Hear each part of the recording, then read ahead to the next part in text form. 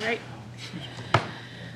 I'm going to call a meeting of the Personnel Administrative Affairs Committee to order. Today is August 3rd, 2026.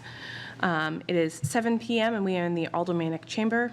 This meeting has been duly noticed in 2 places, including the city's website in accordance with the requirements of RSA 91A. Could the clerk please call the roll? Alderman Thomas Lopez. Alderman Derek Tebow is here. Alderman Paula Johnson. Present. Alderman at Large Ben Clemens, Vice Chair. Here. Alderman at Large, Alderwoman at Large Shoshana Kelly, Chairwoman. I'm here. So for quorum, we have 4. And members also in attendance, or people also in attendance, Alderman Tim Sennett. Alderman at Large Alicia Gregg is on Zoom. And we also have Mayor Jim Donchis in attendance. Point of order. Yep. We are, this was duly noticed, including the city's website in accordance with the requirements of RSA 91A:2, Roman numeral 2, correct? Yes. Thank you. Just want to make sure we state that. Okay. We did roll. Yep. Great. Public comment? There's no public. Communications. We have communications from Dorothy Clark, Deputy Corporation Counsel, regarding expanded explanation of statement and analysis of O-26-002, allowing electronic public comment for people with walking disabilities regarding existing ADA process. There being no objection, I will accept the communication and place it on file. Interviews. We have Michael McDowell, a new appointment for the Arts Commission, 217 Main Street, Nashua, New Hampshire, 03060, with a term to expire June 9th, 2029. Mr. Mayor, would you like to come forward?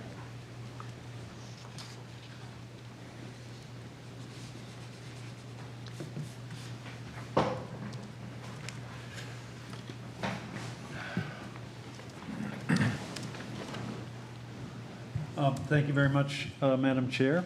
I have nominated Mike McDowell to the City Arts Commission because of, well, his interest in the arts and his experience. He currently is operating The Spot, which is a non-alcoholic cafe down the street on Main Street, which involves a lot of music and live entertainment.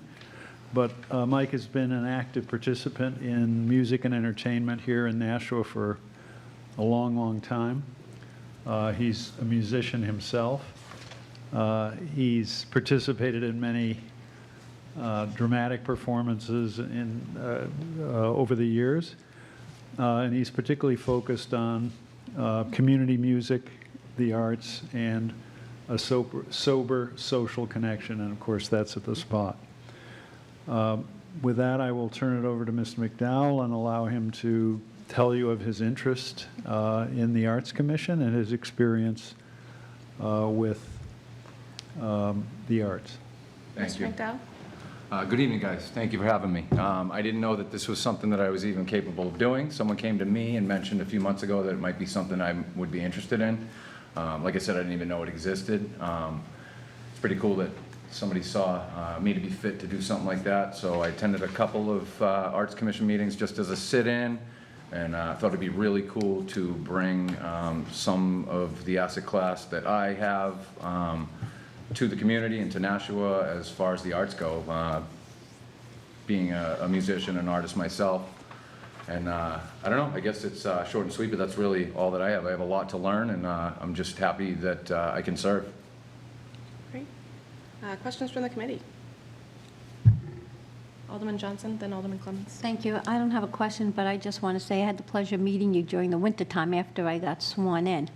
And I was able to go to The Spot and see how it operated and the young people that were there with their music and entertaining. And I applaud you for being non-alcoholic, because you don't have to have a good time to have a glass in your hand. Right. Thank you. Of course, thank you. Alderman Clemens? Thank you. So thank you very much for coming forward and really donating your time to this effort. My question to you is, where do you see Nashua 5 years from now with the arts scene? Or where do you hope it will go?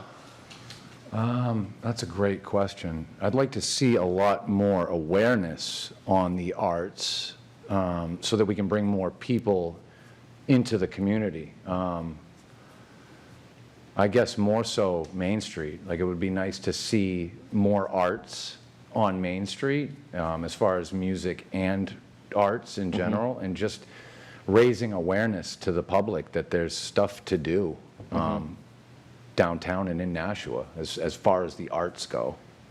Great, great. No, I think that's definitely a big part of what the Arts Commission does. And, you know, you having the experience with both owning a business downtown and also, you know, having the musical background that you have, I think hopefully you can bring some ideas and some ways that we can, you know, on a greater level, market the area to be a place where people want to come to do art and look, because we have so many beautiful things in Nashua, and we have a lot of talent here, and yeah, I agree, we should be showcasing it. Yeah. So, thank you Thank for you for that, of course. Yep. Thank you, Madam Chair. So I'm a big supporter of the arts here as far as, well, not monetarily, but just you know, voting on things that bring more arts to the city, and, you know, caring about Court Street Theater and the Performing Arts Center and, you know, the Keefe. So I'm hoping that we can keep that, because they're all three very different theaters, and they all produce very different art there, as opposed to being duplicative of each other. So sometimes Main Street gets criticized because we focus a lot, people believe we focus too much on Main Street. And I think we can bring arts to the whole city. Is there a way that we could also, do you think of bringing arts to the outside of Main Street, or are we just focusing on Main Street? Oh, no, I'm not limited to just Main Street, but I think that when I look outside the windows down at my bar, there's nobody out there anymore. And when I was growing up, we were down there all the time. And it'd be nice to see more stuff going on. And I think that the arts is a great way to attract people. But I mean, I'm not opposed to any sort of geographic location inside of Nashua. But I just threw out Main Street because it's beautiful. I mean, look at the positive street art pieces that are everywhere, the new Riverwalk stuff. Like, it's beautiful downtown. And when I look outside the window and I'm the only thing happening on a Thursday night, I'm like, we can do better. Yeah. So. Thank you. And just to follow up to that, yeah, I mean, I think you're right on there, because I always say when people have that criticism of Main Street, that Main Street is the heart of the city. And if Main Street dies, then the city starts to die, right? Amen. And art's the same thing, right? A city that progresses is a city that has art. And there's people out there in the world that would say they'd close all three theaters, and they would, you know, not have art in the city, and then we wouldn't be. Yeah, those people out there, because there is money involved, right? Yeah. To keep theaters like those, and so I'm glad that we have people like yourself that care about the arts and want to be on the commission like this, and stepping up, because, you know, it's never easy to step up in a city committee and volunteer your time, especially when you're busy in a place that you're probably there all the time. So yeah, right. So I appreciate it. So thank you so much for coming through. Of course. Alderman Senate. Thank you, Madam Chair. I'm not on this committee, but I wanted to ask you a question about your operation on Main Street. I know it's a sober facility, so non-alcoholic. Do you operate that as an all-ages venue? Yeah, I do. I'm really happy to hear Yeah, that. I do. I mean, there's a little bit of it depends on what we have going on. Like Saturday afternoon, I had a comedy open mic. That was 18 plus. We advertise that as such. But if it's not advertised as such, I mean, I had 4 kids dancing their butts off last night, playing games, singing. Yeah, it's all ages. I love hearing that, because I know you operate as a music venue. Yeah. Bands that I'm friends with have already played with you before. Awesome. And that's something I've been sort of screaming into the void about for a long time, is that Nashua's been missing out on an all ages, independent, local, you know, maybe high school band, accessible venue. There used to be one years ago over on Factory Street called Drifters. It wasn't the most well-run place, Yeah. but, you know, it had the same idea, a safe place for kids to go and to enjoy the arts and to create art in a environment that's appropriate for them. So I'm really glad to see something like that back in downtown Nashua. Yeah. And while I don't get a vote here tonight, I certainly will support your nomination at the full board. Thank you. And just wanted to mention Alderman Lopez has graced us with his presence about, I got it 7:07. If you're earlier, just let me know and I'll change my. Alderman Lopez, can you please let us know your reason for attending remotely and all the fun things that you're supposed to say? Yeah, there's a gap in the bus schedule, so I wouldn't be able to get there until like 8, and I couldn't get out of the session earlier. So you're attending I'm alone in the room. You're alone and you can hear us? Yep. Okay, great. Any additional, okay. Thank you for coming in. I think that you would be a perfect fit. I will be supporting your nomination. Obviously, being downtown is important, and obviously you're very tied into the arts community, which is a community that I'm very close with as well. So it sounds like you're already showing up and doing the work and will be a great asset. So Awesome. thank you for coming in. Thank you. We'll take up your nomination in just a minute. All right, we have also another interview. We're going to interview, also for the Arts Commission, Judith Carlson as a reappointment, 15 Manchester Street, Nashua, New Hampshire, 03064, with a term to expire April 1st, 2029.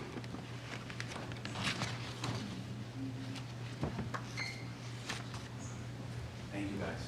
Thank you. Mr. Mayor, would you like to introduce? Yes, your Madam nominee? Chair, I understand Ms. Carlson is here for an interview. She's been on the Arts Commission for a couple of terms, and I've renominated her. She's been very active in the arts community for a long, long time, and she can talk about some of those things, but the ones that I particularly would like to mention are the Performing Arts Center, or the Nashua Center for the Arts, where she's played a significant role in helping on the board there to help make that venue a success.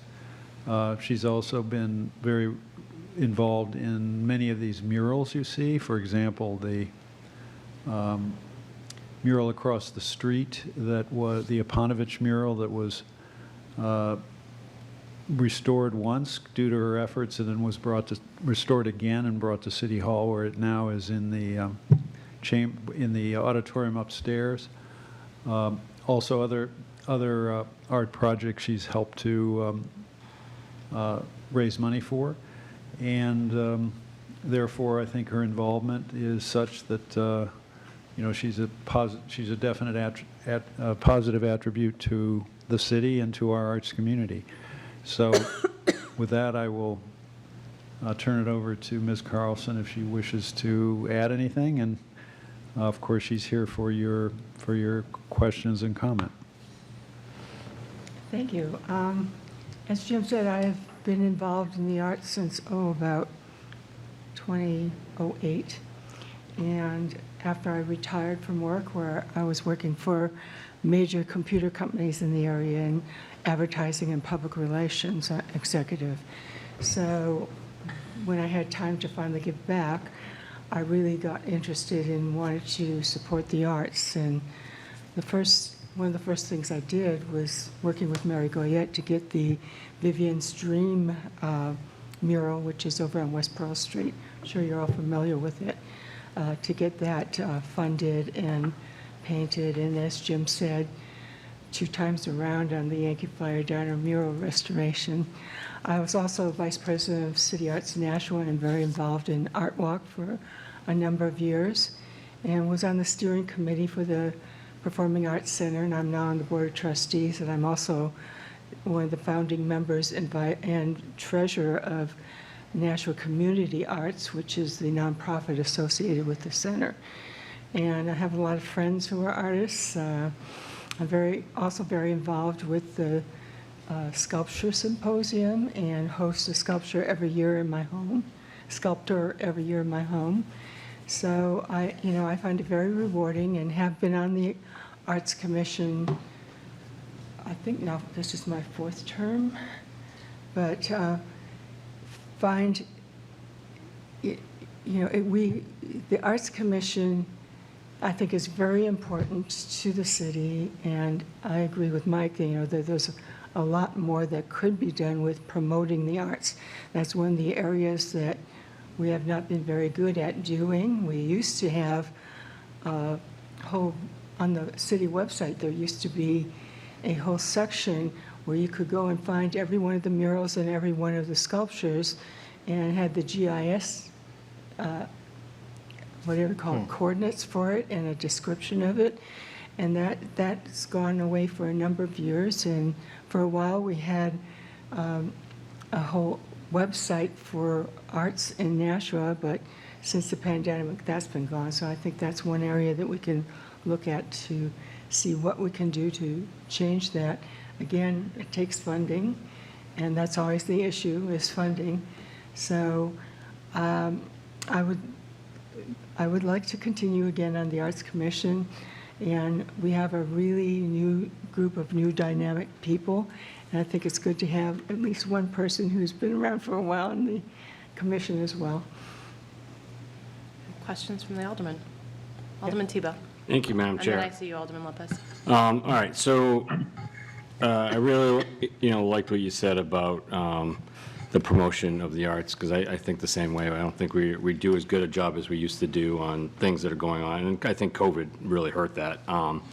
And people just don't know sometimes, oh, that's going on? Like, they just don't know. So promotion of the arts, I think, is a good platform for you to mention. My question, you mentioned that you were, one of the more experienced people on there. You've been there for multiple terms now. When you get these newer people on, what is your positive impact on them as part of the commission? Over the years, I've always met with the new members and kind of gave them the history behind what we are doing now, what we've done in the past, and, met with them, got them kind of up to speed on the intricacies of, what happens at the commission. Right now, we have a lot new members, so I have not gotten around to all of them, but that's a consistent role I've played over the years. Okay. Yeah, follow up, please. So could you tell me how about the last thing you've been involved with the arts in the most recent year? In the most recent year, I was on the committee that selected the artist for the mural on the selection committee for the artist on the mural down at the new Riverwalk, and also was on a very small committee that worked to do the concerts down at the new Riverwalk on Saturday nights this year.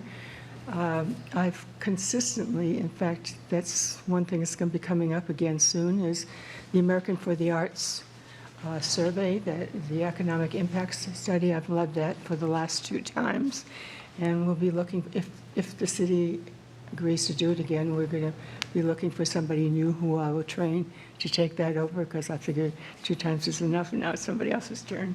Great. Thank you so much. I appreciate that. All set? Yep. Alderman Lopez? Okay, so I have a couple questions. Did I hear you say you were involved in Vivian's Dream, the mural that was done there? Yes, what happened is that the artist, Barbara Andrews, had an idea she wanted to do the mural, and she couldn't get any, and the owner of the building said that if you can get a 501c3 to back you, I will give you $10,000 towards the cost. And she initially went to City Arts Nashua, and they turned her down, and then she went to Mary Goyette, and that's how I got involved in City Arts Nashua, is that Barbara had no experience in writing a proposal. So I helped her work through writing a proposal at Mary Goyette's request, and then City Arts Nashua said to me, well, okay, we will do this if you're the project manager on it, and join City Arts Nashua. Oh. Okay, so I was actually out paint then. I didn't even know you were the project manager. When you were on the committee for picking the mural for Renaissance Park, there were some consistent concerns that you raised about positive street art. Can you articulate those now? I think I raised it once. In every round, you reiterated the same concern. I don't think so. Okay. So if you express things, you don't necessarily hold yourself accountable to them. If I'm in a meeting and I see you doing it and adjusting that, you're not comfortable expressing it now in public?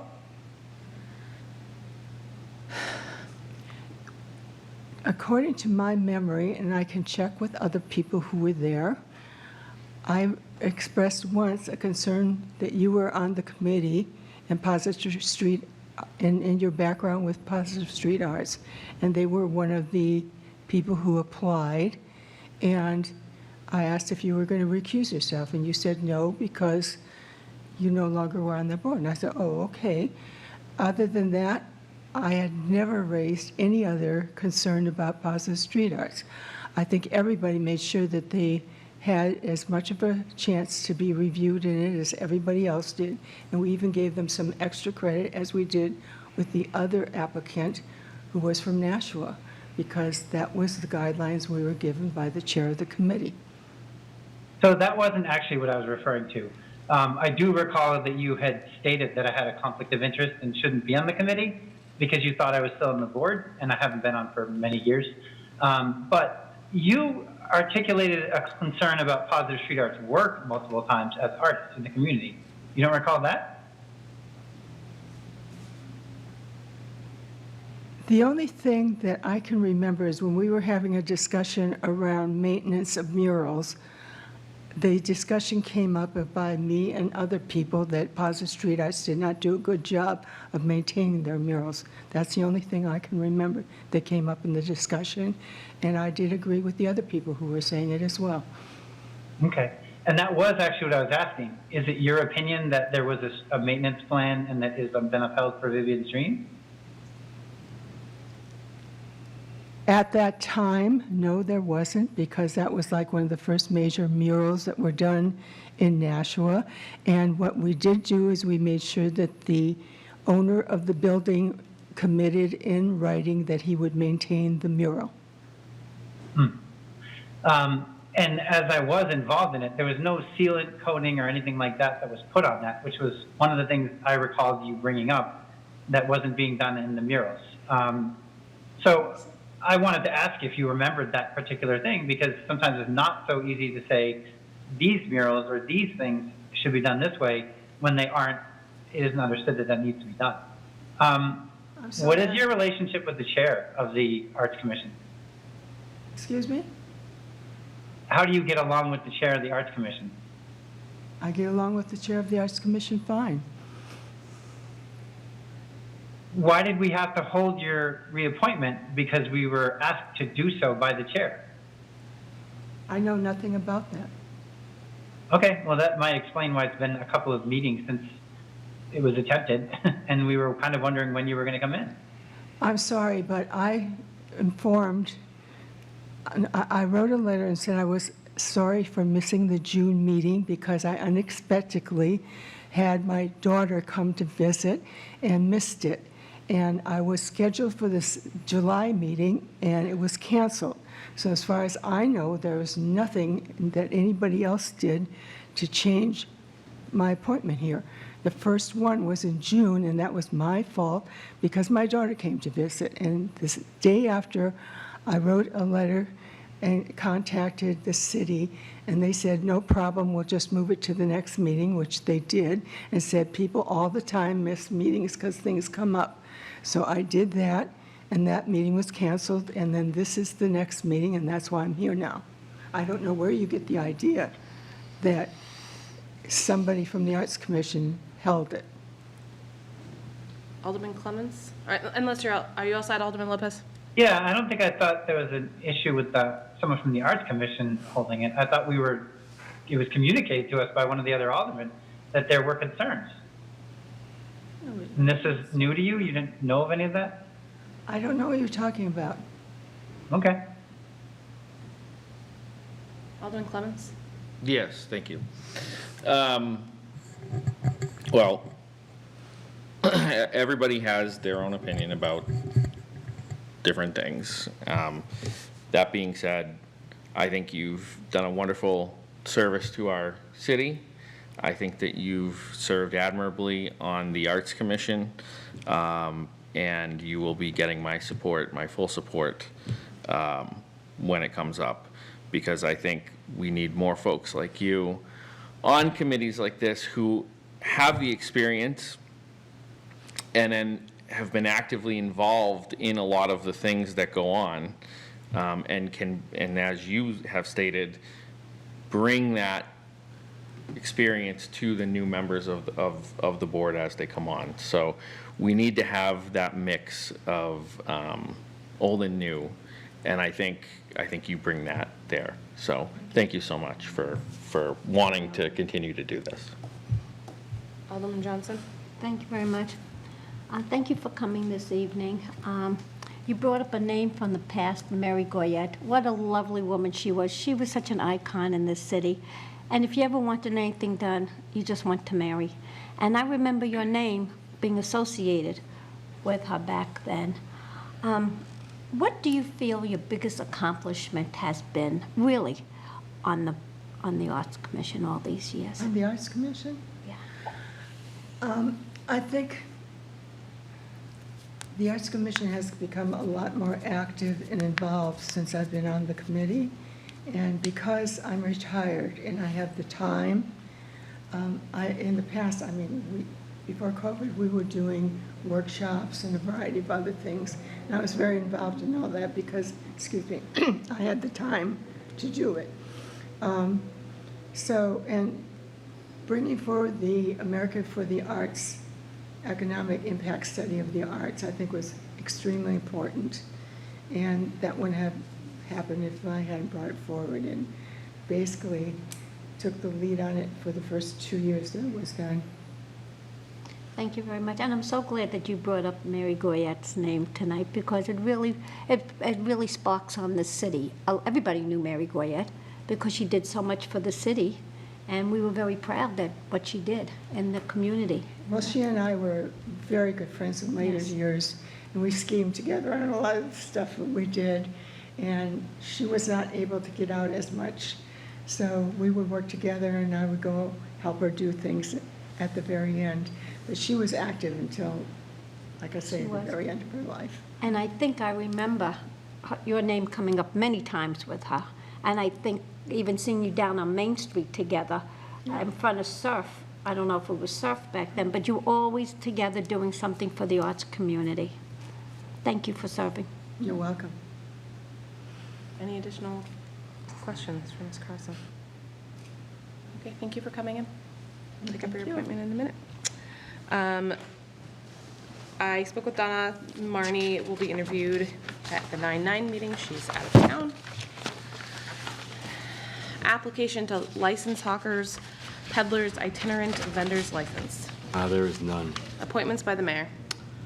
I'd like to make a motion to recommend the following new appointment to the Arts Commission: Michael McDowell, with a term to expire June 9th, 2029. Heard the motion. Any discussion on that motion? All those in favor say aye. Roll call.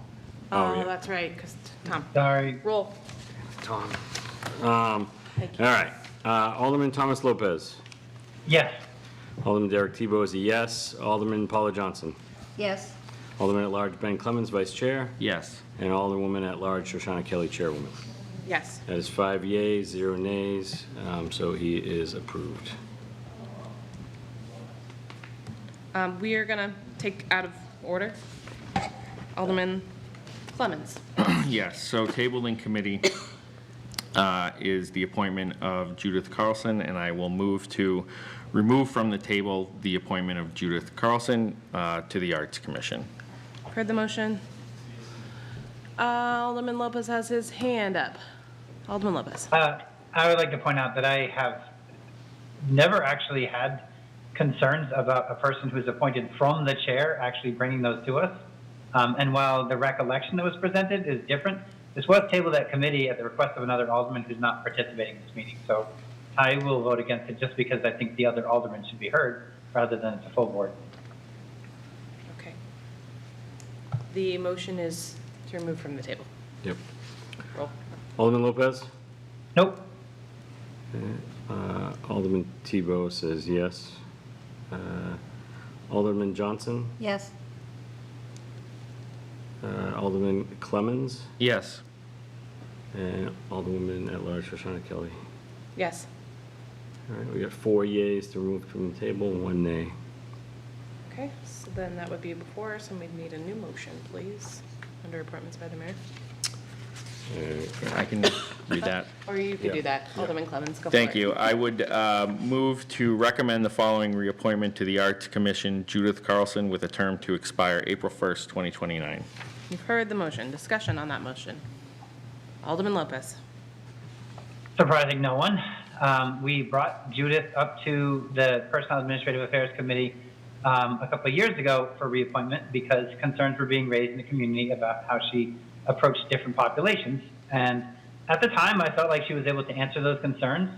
Again, she's up for reappointment and concerns have been raised. And while I realize that there's not a will to wait for the alderman who is making the push, I'm not satisfied by her answers at all. So I will not be voting to support this. What did he say? I'm on the land, but, okay. Alderman Sebo. I mean, I have a slight concern. I mean, I tried to get a couple things out of her. I mean, 4 terms is a long time.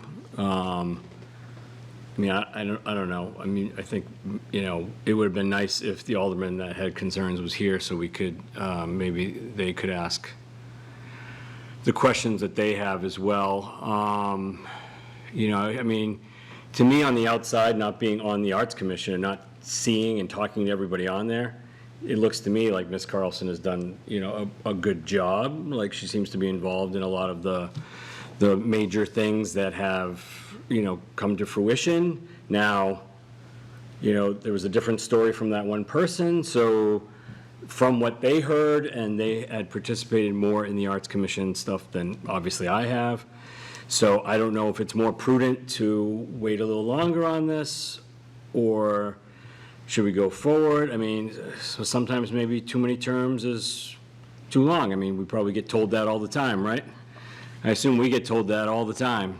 You know, why are you here for as many terms as you are? So, and let somebody else that's newer into the arts in the city come on there. But I'm not knocking any of the stuff she's done, and I'm not saying I'm not going to vote for it yet, but I'm not sure if I want to vote for it yet because of some of the concerns that we heard. And it didn't seem like those really came out outside of what Alderman Lopez brought up, but, yeah.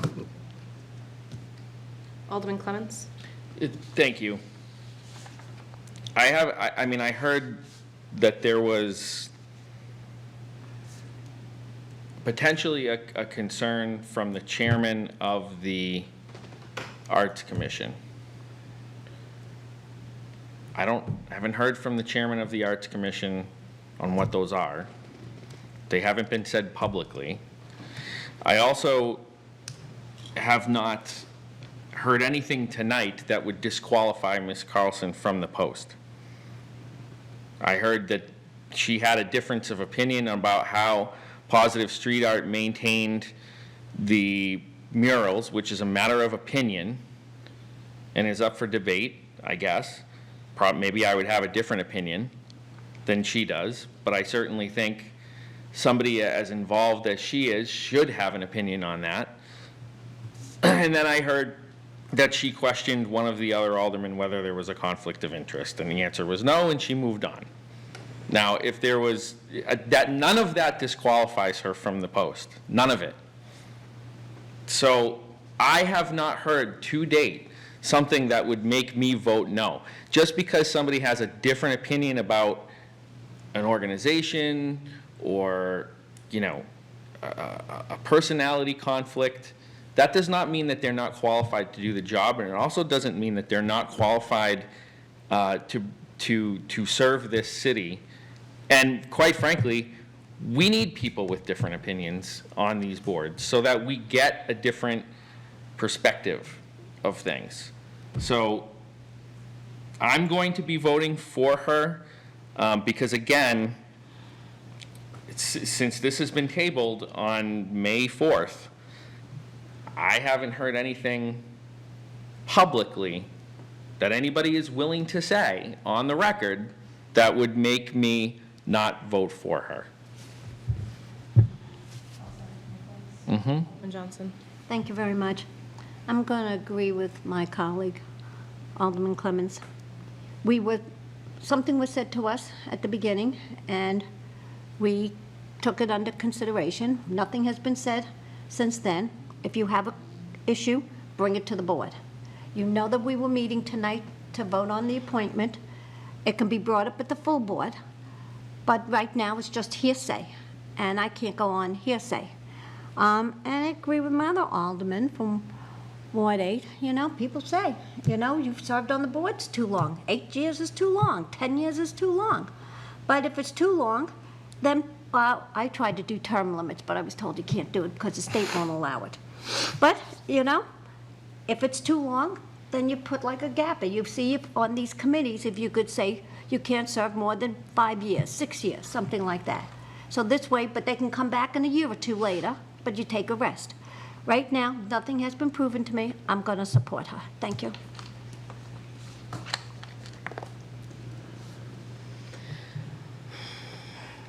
I am struggling with this because I think in 9 years of being on this committee, I've never had a chair come and talk about potentially not reappointing. I did speak to the chair. We do have the letter from the liaison from the Arts Commission, alderman requesting that we not reappoint. But I also agree with so many of the things that I've said. Ms. Carlson has been very involved in the arts community in this city for a very long time. And I've seen committees where it's all new people and there's no, historical background. So I don't even know that I know how I want to vote here, but it is the first time that I've had a chair come and raise a concern, and I feel that we should hear it, but she's also not here. And everything I heard is she's experienced and can do the job. The one point that I come back to a little bit is that I'm not sure that I'm in favor of term limits, but when people are on these boards over and over and over, we don't always get to see them, we don't know what's going on. We were told that the current chair has a waiting list of people who want to be on the Arts Commission. And especially with arts, does it make sense to remix the room of people who are making some of these decisions? But I don't have I think we're kind of in a weird spot here, and I think that Ms. Carlson has done a ton for the city and for the arts, and we have done a lot in the 10 years or 9.5, whatever years that we've been here to strengthen our arts community, and she's been part of that. So that's a whole lot of non-answer for me, but any additional comments? Alderman Lopez. I would just say, while much of this is likely hearsay for the members of the committee, and I understand that, it was my experience in that particular voting situation that I was invited to participate in because I think they realized part of the way through the process that the mural that was being painted over was one that I had worked on and that it was in my ward. So I didn't actually seek to be part of that committee. But when I was there, I felt like the thumb was very much being put on specific, or well, not on or in favor of, but against specific groups. And I don't think that was necessarily fair. I think in that situation, I did bring up like, well, why don't we do a round where we let some of the art organizations that are local to here and have invested in the community come and answer some of these concerns. And as I recall, there was pushback against that. Now, this meeting is very much, not this one right now, but the meeting I'm referring to where we're doing the ranked choice voting, it is very much subjective. That's what I interpreted and what I saw. I felt like there was a specific animosity towards that organization that was being brought up repeatedly. And I think somebody who's going to represent the city of Nashua is going to be a mayoral appointee confirmed by our committee, needs to be neutral and needs to be fair. And I don't know that was the case. And it is my personal interpretation or recollection that the concerns about whether or not I had a conflict of interest, those were raised after I started to speak up and say, well, why don't we try to engage the art groups? In the meeting, my priority was not particularly to have one art group or another choose. I actually voted for another group that was local to Nashville, which is very much active in the art scene. But when I started to speak up and say, well, why don't we have some of the local artists do this instead of bringing somebody in from across the country, that's where the pushback came, and that's when I felt that an accusation was made that really didn't have any merit. I have not been on the board of Positive Street Art for over 10 years, and even when I was, I didn't get paid by them. So the claim definitely rubbed me the wrong way. That's not exclusively why I wouldn't support this nomination. It's because there is also a concern from the current chair and the liaison to the Art Commission, but there's also been concerns raised in the past. And I have not found often that appointees to committees draw this much kind of concern from the populations that they're supposed to be supporting. So that's my position. I have been very involved in the arts community in the past. I can't say that I'm as involved as I am now. So I don't know who has tried to apply to the mayor's office for that position. I don't know if the perception is when they look at the website that the spots are full. And I don't know about a waiting list. All I know is that the liaison did bring it up. In my own experience, I do find this to be a problematic appointee. And I would point out that while there is certainly a history of participation in a lot of art projects and a lot of art roles, this is not the only committee that Ms. Carlson is on. She's also involved with the Performing Arts Center. So it's not like we lose her input, insight, or guidance, but I think the Arts Commission could use people who are more immediately and currently in touch. And while I do recognize the value of heritage, I knew Mary Goya as well. I don't know that this is necessarily where that lineage is to be found. Alderman Clemmons, then Alderman Johnson, then Alderman Tebow. I've heard the word concerns over and over again, but I have not heard what they are. Could somebody who knows what the concerns are articulate them? And if not, then I don't know what to tell you. If what you're telling me, though, is that maybe we should go into a non-public session because of the concerns, then maybe we should get legal advice to do that. But can anyone articulate what those concerns are? When it's my turn, I'll go. Alderman Johnson. Open-ended question. I'm agreeing with my two colleagues. Again, we hear concerns from the chair and the liaison. If there's concerns, send us something in our packet. They have until next Tuesday to contact us before we go into the full board. If there's such concerns, I'm not saying that you bash anybody. If you have concerns that you don't like her on the board because she doesn't get along, it's a personality conflict, that's something else. But I can't just say I can't support somebody because I don't know what they're talking about. You have to give us reasons why. And we're all adults here, and we can think and articulate why we want somebody or we don't want somebody on the board, but you can't just leave it an open-ended, there's concerns. And so I will support her now. If anybody can show me any concerns by next Tuesday, the 11th, when we have the full board meeting, I can always change my vote at that point in time. But right now, I feel that she is qualified to be part of the commission again. Thank you. Alderman Tebow. Thank you. One thing with appointments, when we approve somebody here and then we go to the full board, we don't vote. They just come right up and they get sworn in. So, I mean, I think people can raise their hand and say, I object to this, and then I don't know what happens, but typically we don't vote they just come up and get the swearing in. So I'm going to open a couple can of worms here that I probably shouldn't. But so I'm trying to remember the letter that, and Alderman Morgan, she came here, so it's not like she's the liaison to the Arts Commission. If I remember correctly, one of the things was that there was concerns because they weren't getting along with her, I guess. And part of the reason, I know you just said that too, and I think Alderman Lopez alluded to it, that she has a strong personality when it comes to her way about doing things. I believe that, and I don't want to speak out of school, but I believe that's what I remember. And there might be certain instances of that, I just don't have those examples. And again, I'm not saying I'm voting against her either. I'm just saying this is what concerns that were brought to us to look at.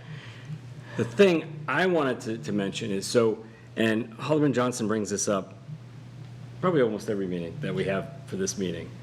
Why don't we bring reappointments back in? Okay, great, we bring them back in, we interview them, then we just rubber stamp them again? Like, where's there never been a time that we've turned down someone for something? And when have we ever brought, well, not in my lifetime, as being on this board, when have we ever brought in a reappointment and said, okay, that's enough, you know? It's almost like we just rubber stamp them anyway. So when we do get someone, and you say you have experience, so maybe you can tell us, when we do get someone in that we're like, okay, this is not the right appointment, how do we know when that is, and when are we making that right decision? What thing triggers us to go, yes, that's not right, boom, we got to, turn them down?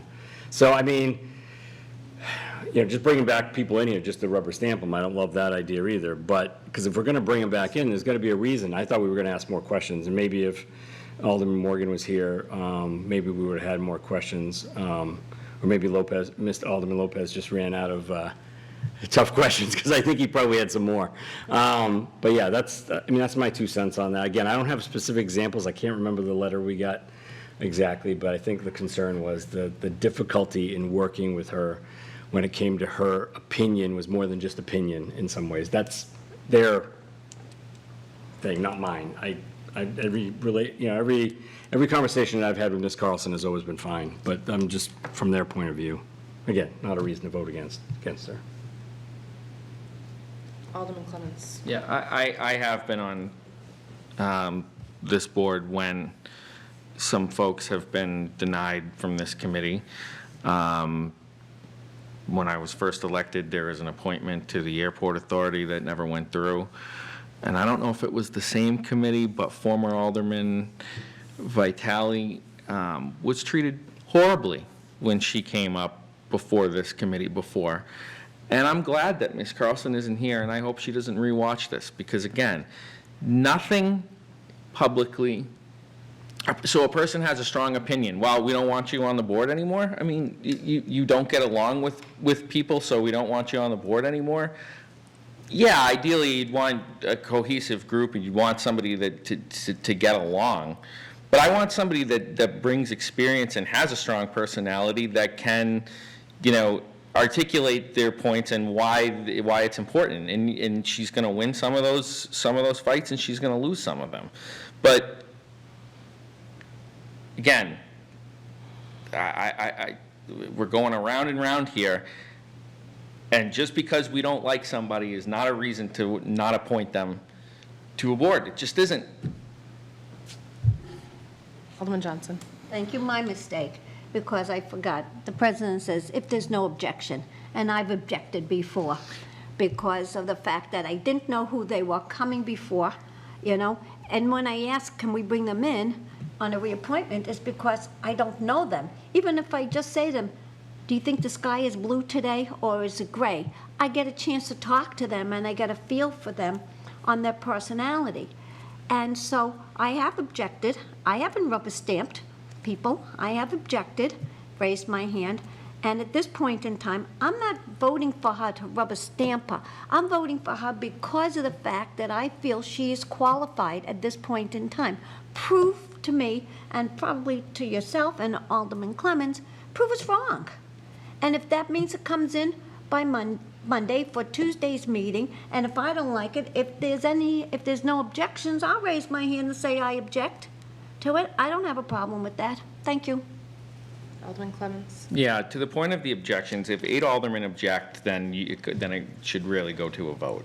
And that's kind of the point of the objections, right? On the record, an objection by one alderman, okay, well now it's not unanimous, who that alderman was. If 8 of us raise our hand and say, listen, we object, then it ideally the president would say, okay, we're going to vote on this appointment, and we're going to bring up debate and discussion and everything else. And that's true for either an appointment or anything else. That's how that goes.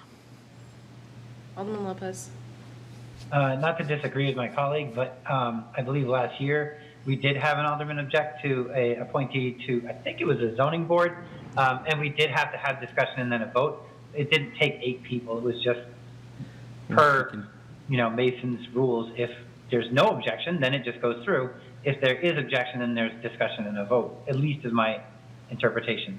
To some of the points said earlier, I think Alderman Tebow really summarized my position or understanding of the situation, but I can't speak for the chair either because I haven't directly seen the chair write anything down in terms of those concerns.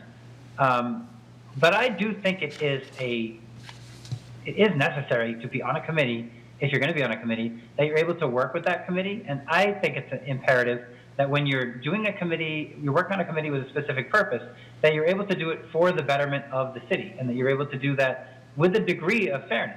And I articulated explicitly that I didn't think fairness was what I saw in that committee meeting. Now, I've disagreed with Ms. Carlson many times over the years. I've also worked with her many times over the years on different projects. So I don't want to come up with a laundry list or browbeater or anything to that extent. But I think as an alderman who was appointed to this committee myself, I should be raising concerns if I have concerns. And again, I think it would have been probably more appropriate to wait for the liaison who originated the concerns to bring them.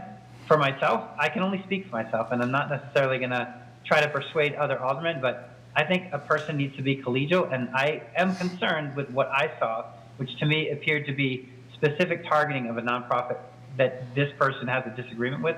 That I don't think is okay, and I am surprised to hear people say, well, that would be fine as long as they're qualified.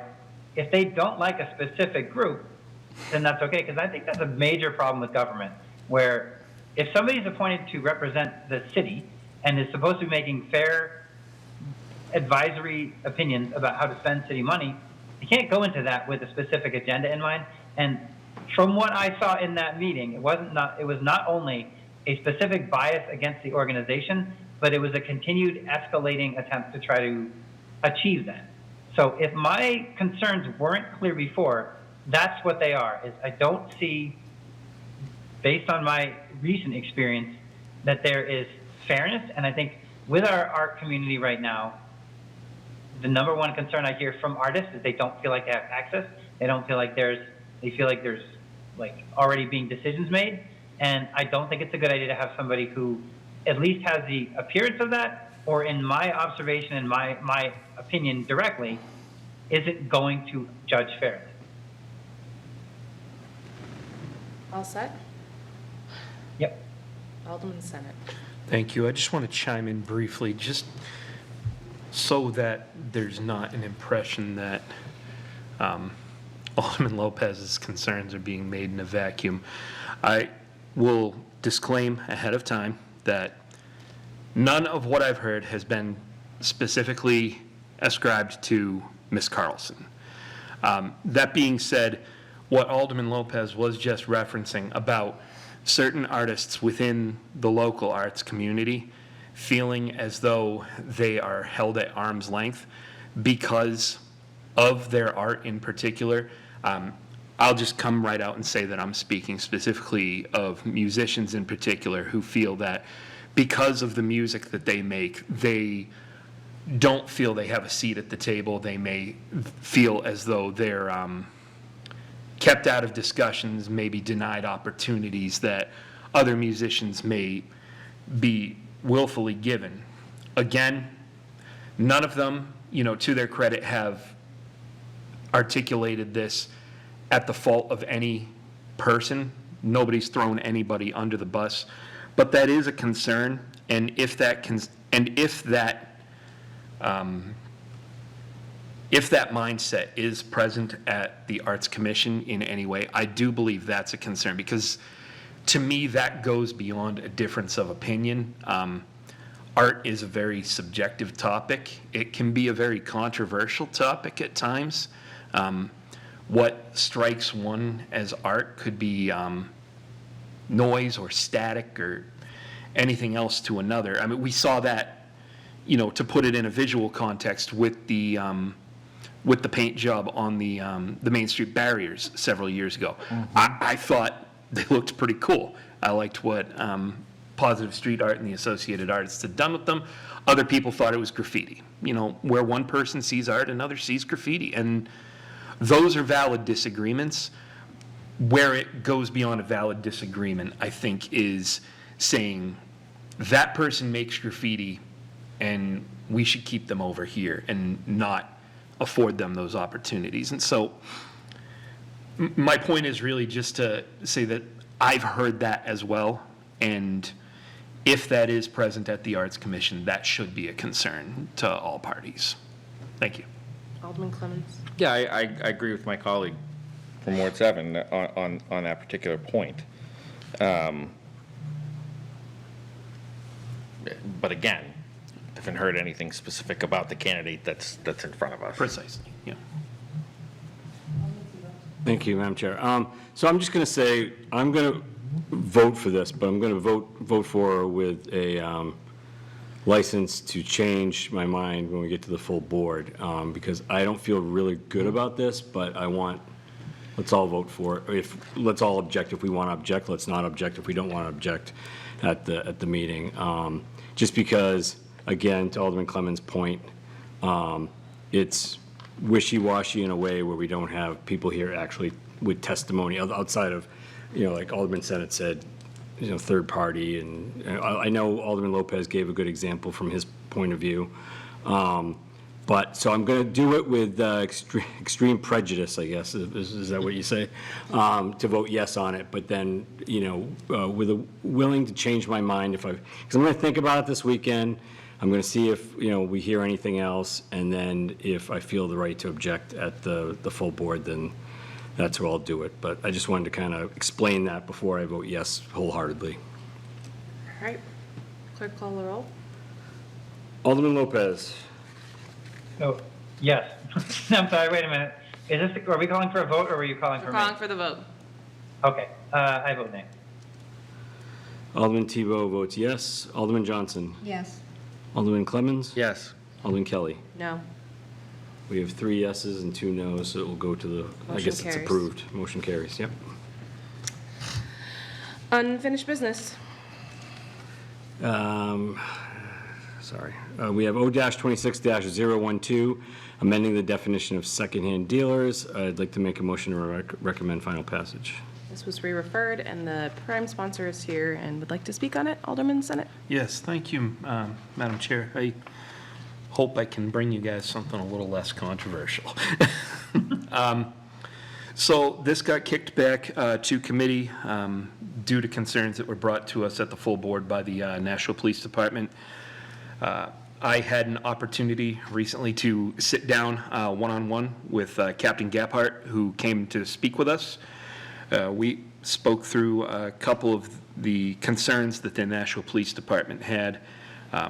I brought to them some of the pain points that have been brought to me over the current model of doing business by the shop owners in Nashville. And I believe that we've reached a consensus. I spoke to Captain Gaphardt again this morning, and he at least tells me again, we're operating on a lot of secondhand information tonight, I understand. But he tells me that he spoke with Chief Rourke this morning, and the chief seemed pretty agreeable to it.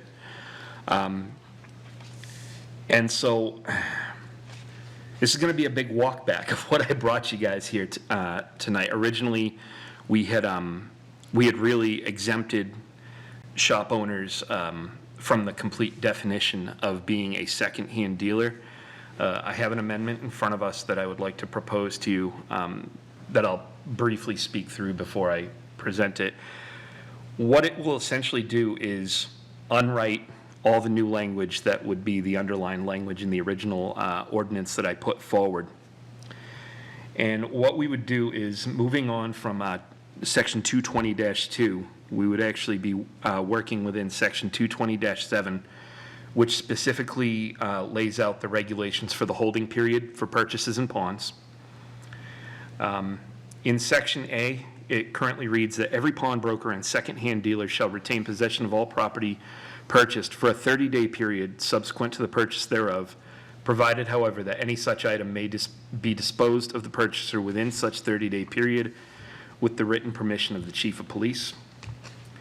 What I would like to do is, from that regulation, remove secondhand dealer, and then we would insert new language that reads, every secondhand dealer shall retain possession of all property purchased for a 15-day period subsequent to the purchase thereof, provided, however, that any item may be disposed by the purchaser within the 15-day period with the written permission of the chief of police. The big pain point for our shop owners here in Nashua is the 30-day holding period, upon which they purchase property and have to hold it for 30 days. What this would do is set us right back to where we were before I introduced this ordinance. Shop owners would still be responsible for logging their purchases, logging the information of who brought it to them, photographing that, submitting that to the National Police.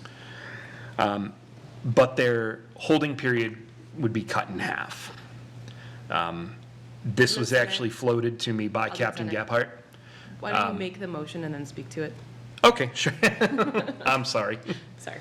I tend to get long-winded. That's okay. All right. Then you could talk to it. All right, thank you, Madam Chair. So I'd like to make a motion to amend 026-012 by striking all of the underlined language in the proposed ordinance, and then adding under section 220-7, or sorry, striking from 220-7, section, part A, the words "and secondhand dealer," and then adding to 220-7, part B, which will read, every secondhand dealer shall retain possession of all property purchased for a 15-day period subsequent to the purchase thereof, provided, however, that any such item may be disposed of by the purchaser within the 15-day period with the written permission of the chief of police. Okay, you've heard And I it. have this written in front of me that I can Great. I'm sure send. Donna will Yeah, love that'd be that. great if you could just Yeah, send to it to Donna. Donna, you, whomever, you know. As I said, check video, so she could just send it to her, I'll that'd be send great. it to Donna the second we're finished here. Thanks. Yeah. You Right. started to speak on the motion, but go ahead. Okay, so yes, I had started to speak to this motion, now the motion's on the table. Or, yeah, before us. So yes, this would basically put us back to point A. All the regulations that were in place prior would be in place, but we have a shortened waiting period or holding period for purchases before they can be made available for sale through these shops. The 15-day period was actually proposed by Captain Gephardt. We weren't too far off because I had walked into the station that day planning to say, what about 2 weeks? So what's 24 hours? Following my meeting with Captain Gephardt, I actually came over and I spoke to a couple of the owners, and in particular the one on Main Street. And I had asked, you know, understanding that your first answer would be 0. If I asked for your second answer, what would be an agreeable waiting period? You know, where are you at? And her answer to me was anything less than what it is right now. I think this is a real earnest effort to have all the parties meet in the middle on something that I may have come in a little heavy-handed on, maybe on purpose. But what it does is it allows us to offer a little bit of relief while we keep the conversation going. I'll be fully candid that I intend to look at these ordinances a little bit more and see what else that we can do to bring them to a modern code that's more consistent with commerce in 2026. One of the other asks that was made of me by some of the shop owners is to draw a more firm delineation between pawnbrokers and secondhand dealers, because I think that there's a feeling amongst them that, you know, they apply for a license through the city and they're essentially deemed a pawnbroker, when that is really not consistent with the business that they're doing in the city. So that is something that I'd like to explore forward. I think that this is a first step in that, because we are keeping our pawnbrokers at 30 days. I think that's appropriate for the nature of a pawn business. Whereas somebody who's more in the business of being a hobbyist shop has a little bit more leeway to work in while still affording our police department the resources that they need to be able to support victims of potential theft and crime. That was longer-winded than I intended to be, but that's what I have for you. Uncomplicated. What's that? You said you were going to be uncomplicated. Alderman Clemmons. First of all, I appreciate the effort that you undertook, both talking to the police department as well as the dealers, and this actually exceeds my expectations of what I had wanted, which was simply documentation of the items. So this adds the documentation plus a 15-day waiting period, which I assume was what the police department wanted in your conversations. But I agree with you that I think, down the line, we should really look at that. And, I had stated to you that I wanted to work with you on this, Alderman Senate, and as you know, had a lot of things come up in my personal life that didn't allow me to do that. But I would look forward to working with you in the future on it. And the reason being is because I imagine that there are some situations where if somebody brings in, for example, a bucket of baseball cards, right, and they're all piled up, and they say, I'll give you. They look through and they see a few cards, whatever, right? I'll give you $100 for it or whatever, just to use a round number, right? I don't want to have the secondhand dealer go and individually document every single card that's in there. Now, they're going to do that over time anyway. I understand that. What I would prefer is some type of system where they literally take a photo of what was given to them, maybe a few different angles, right? Because if we're really talking about theft, in most cases, like if somebody was to go through a house and they were to get like a bucket of baseball cards and they bring it down to the secondhand dealer, they're not going to do anything from it between point A and point B, right? They're not smart enough to mix up the cards, in other words, from different houses or something like that, right? It's just something they came upon and they're trying to do it. So they're trying to just make a quick buck. So to me, that should be enough documentation there. We shouldn't have to individually go through and document everything. So I think there is some nuance there that I think the city can work on, and we can work with the police department to try to figure out what is the threshold of what we are actually documenting, and that was kind of my idea all along. I think this is a good step in the right direction. I certainly appreciate all of the effort that you've put into this. I'd love to continue the conversation because, like I said, I think we can make this more towards what you actually had originally come in with those protections that are built into the ordinance. I certainly will support this amendment tonight because I think it gets us in that direction. And I think it protects the consumers in Nashua as well as the residents of Nashua from property theft. So yeah, I will absolutely be in support of this. Alderman Tebow? Thank you. I was one of the ones also that was against this originally. I was concerned that, my major sticking point was it's not done anywhere else. So that makes me nervous. Very few, and you gave a couple examples, but very few overall have done that, so I was a little nervous about it. Anytime Alderman Clemmons says he's against something, I start to worry, oh man, maybe I'm not right here. Because he has the experience that I do not. Collecting baseball cards, I do know that a bucket of baseball cards could have some rare old card in it that you don't see on every corner, right? The Honus Wagner or something from way back. Not that that's ever going to be probably in a bucket of cards, but you never know with estate sales and stuff like that. And the thing that's come up in the last probably 25 years is every pack of cards now might have a rare card that gets stamped a number, and that wasn't like that when I was a kid. Right. You just had a card, and its value was whatever the player was, but now they stamp stuff, they make them foil, they make them gold, they have a relic of, part of their uniform embedded in the card, so, it's one of two or whatever, or sometimes it's unique, completely unique, it's the only one. So, having that, I think, I don't know if card dealers, there's databases now, I track all my cards on a database. So I used to put them on all Excel spreadsheets, and I was like, oh boy, this sucks. But putting them in where you can just click the check mark in the thing, makes it probably easier for a baseball card dealer. Now, of course, most of them that I've ever gone to, they're just all over the place. But, so I think that, I like the 15 days. I'm gonna agree with it and vote for it, because I think it's a good compromise. I was also concerned that the police weren't for it, so because the police weren't for it, I think we have to fix that, or we're gonna I lose don't know. power. I don't know. The whole drive fell off the back. Oh, it did? I'm gonna fix it. Hold on 1 second.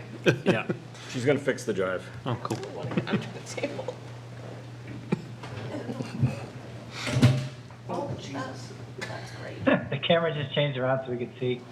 Can you guys see? What the heck is happening? You can now. Looks like you're working pretty hard. Well, the drive fell off the back completely. Oh, my. Okay, here we go. Yep. Here we go. Okay. Oh, crap. It's fine. Hopefully we make it through. Oh. All right, riveting TV there. Yeah, and I just, so I'm going to be for it. The police were the one I was concerned about as well, because they were not for it, and they seemed very not for it. So I'm glad that you worked with them and came with a compromise, and I think that's a good one. Alderman Senate. Thank you, Madam Chair. I just wanted to respond to some of the points that Alderman Clemmons made, just to illustrate how this is sort of a work in progress. So when I went into Miss Lamar's shop, who has been the one coming to ask for this a couple times, she actually showed me I didn't even know they made them this big. I'm used to just single long boxes for things. Massive box with rows of cards. I mean, Right. thousands. And yeah, per the regulations, she's got to photograph every one. That's excessive, Yeah. And, just to illustrate a little bit of the nuance that went into the conversation I had with the captain, one of his original proposed ideas was, maybe a pricing threshold. We hold this to a certain point if it's a item that comes in that X amount of dollars is paid for. At the same time, when we're looking at bulk purchases like that, that doesn't necessarily work. It's very rare, actually, that somebody may be going into one of these shops selling a single thing, the Michael Jordan, North Carolina college card, or the Larry Bird rookie. It's usually in a lot or a collection, and that's going to drive the price. And so it was a lot of these moving parts that we worked through to kind of reach this compromise. I think all parties understand that we're going to keep looking at it and probably attack some other elements of this, some that we may be agreeable on, some that we may not. But I'm glad to hear that there's support in here for this, at least for this first step. One other point that I was asked to make, just as we do consider this going forward, is down at the Sheraton at the end of the month, there's going to be a card show. And I could go get a table today and set up, and I, to the best of my knowledge, I don't have to go get a vendor's fee or a vendor's license or anything like that, and I could buy, I could sell, and I don't have to report anything. So we've got some dated regulations that I think we can work through, and we also got to look at how we can, as a city, apply those fairly. Because when card dealers who are in a permanent brick and mortar situation see something like that, they say, what am I doing? And that's not a driver for business, and we've talked about the downtown a lot. We definitely want to drive business. So, thank you, guys. All set? Yep. Clerk, call the roll. Oh, Alderman Lopez I has a have my hand question. up. Alderman Lopez. I just wanted to tip my hat to Alderman Senate, particularly for making progress on this and moving forward. I think I have said publicly multiple times, we can't let perfect be the enemy of the good. But when it comes to crafting your legislation or taking your position up, I am as guilty as anyone else of saying, okay, this is where my principles, as I see them, say. And whether it's Alderman Clemmons or the police or Alderman Tebow, I've definitely done my share of, I don't agree with you, and I'm going to state my position in a vacuum. And I feel like here Alderman Senate kept his eye on the ball, focusing on how to improve things without necessarily demanding that they be his way. So I really appreciate that, and I'm glad that some progress was made. I think what we heard, I agree, more could be made, but I think that probably to go further than this, we need to be working together. So I appreciate not only that he's able to show receipts right now for making progress and gaining alignment, but that we've already heard that there's the potential for more. All set? Sure. Alderman Lopez. Yes. Alderman Tebow votes yes. Alderman Johnson. Yes. Alderman Clemmons. Yes. Alderman Kelly. Yes. All right, it's 5 yeses, and that's the amendment, right? Correct. So now I need to make a motion. Alderman Clemmons. Motion to recommend final passage as amended. Clerk, please call the roll. Yep. Alderman Lopez. Yes. Alderman Tebow votes yes. Alderman Johnson. Yes. Alderman Clemmons. Yes. And Alderman Kelly. Yes. Alderwoman Kelly. There's 5 yeses, and it passes. Okay. We are moving on to new business resolutions. Yeah, we have R-26-049, establishing a homeless service gap analysis committee. Motion to recommend final passage. Alderman Gregg, I know this is your legislation. Would you like to speak to it?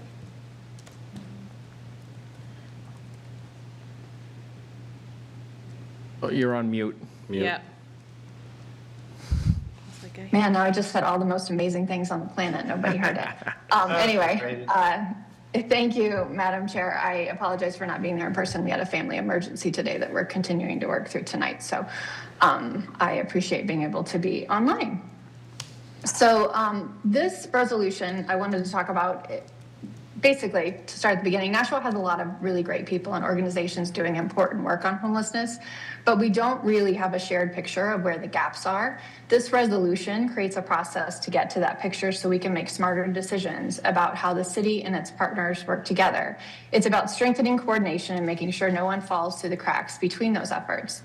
This resolution covers 4 service domains: emergency shelter capacity, mental health and substance use services, housing pathways, and outreach and navigation.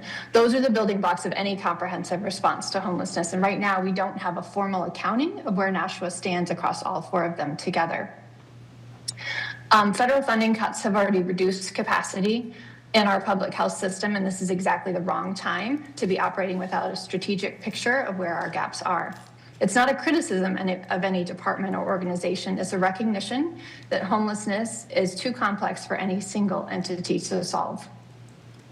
The 90-day urgency I built into the framework document that accompanies this resolution reflects exactly the sense of urgency I feel. It's not a years-long commission. It's a focused, time-limited effort to get our collective arms around the problem so that every dollar we spend going forward is effective and going to where it needs to go. And I'm happy to answer any questions. Questions from the committee? Alderman Lopez. A comment. So I had conversations with Alderman Gregg regarding this, especially in follow-up to the concerns that were raised at Human Affairs that were potentially, this could be used as a, people could point to it and say, well, we should wait until the study's done before we do anything. And that's where my line was, that if we're going to make any steps forward for this fall, we shouldn't give ourselves a 90-day, pause. And Alderman Gregg pointed out that that was not her intent at all. She wasn't trying to delay or slow down any efforts, and particularly if there's any community-based efforts that want to move forward, they should.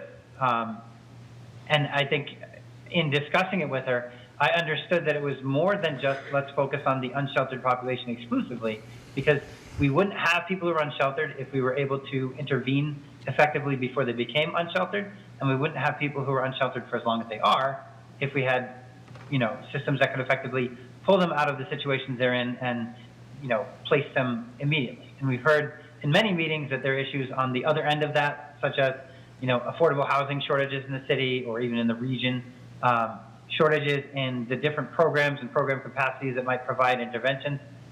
So in discussing it with her and reflecting it, I do think that the gap analysis is helpful and important.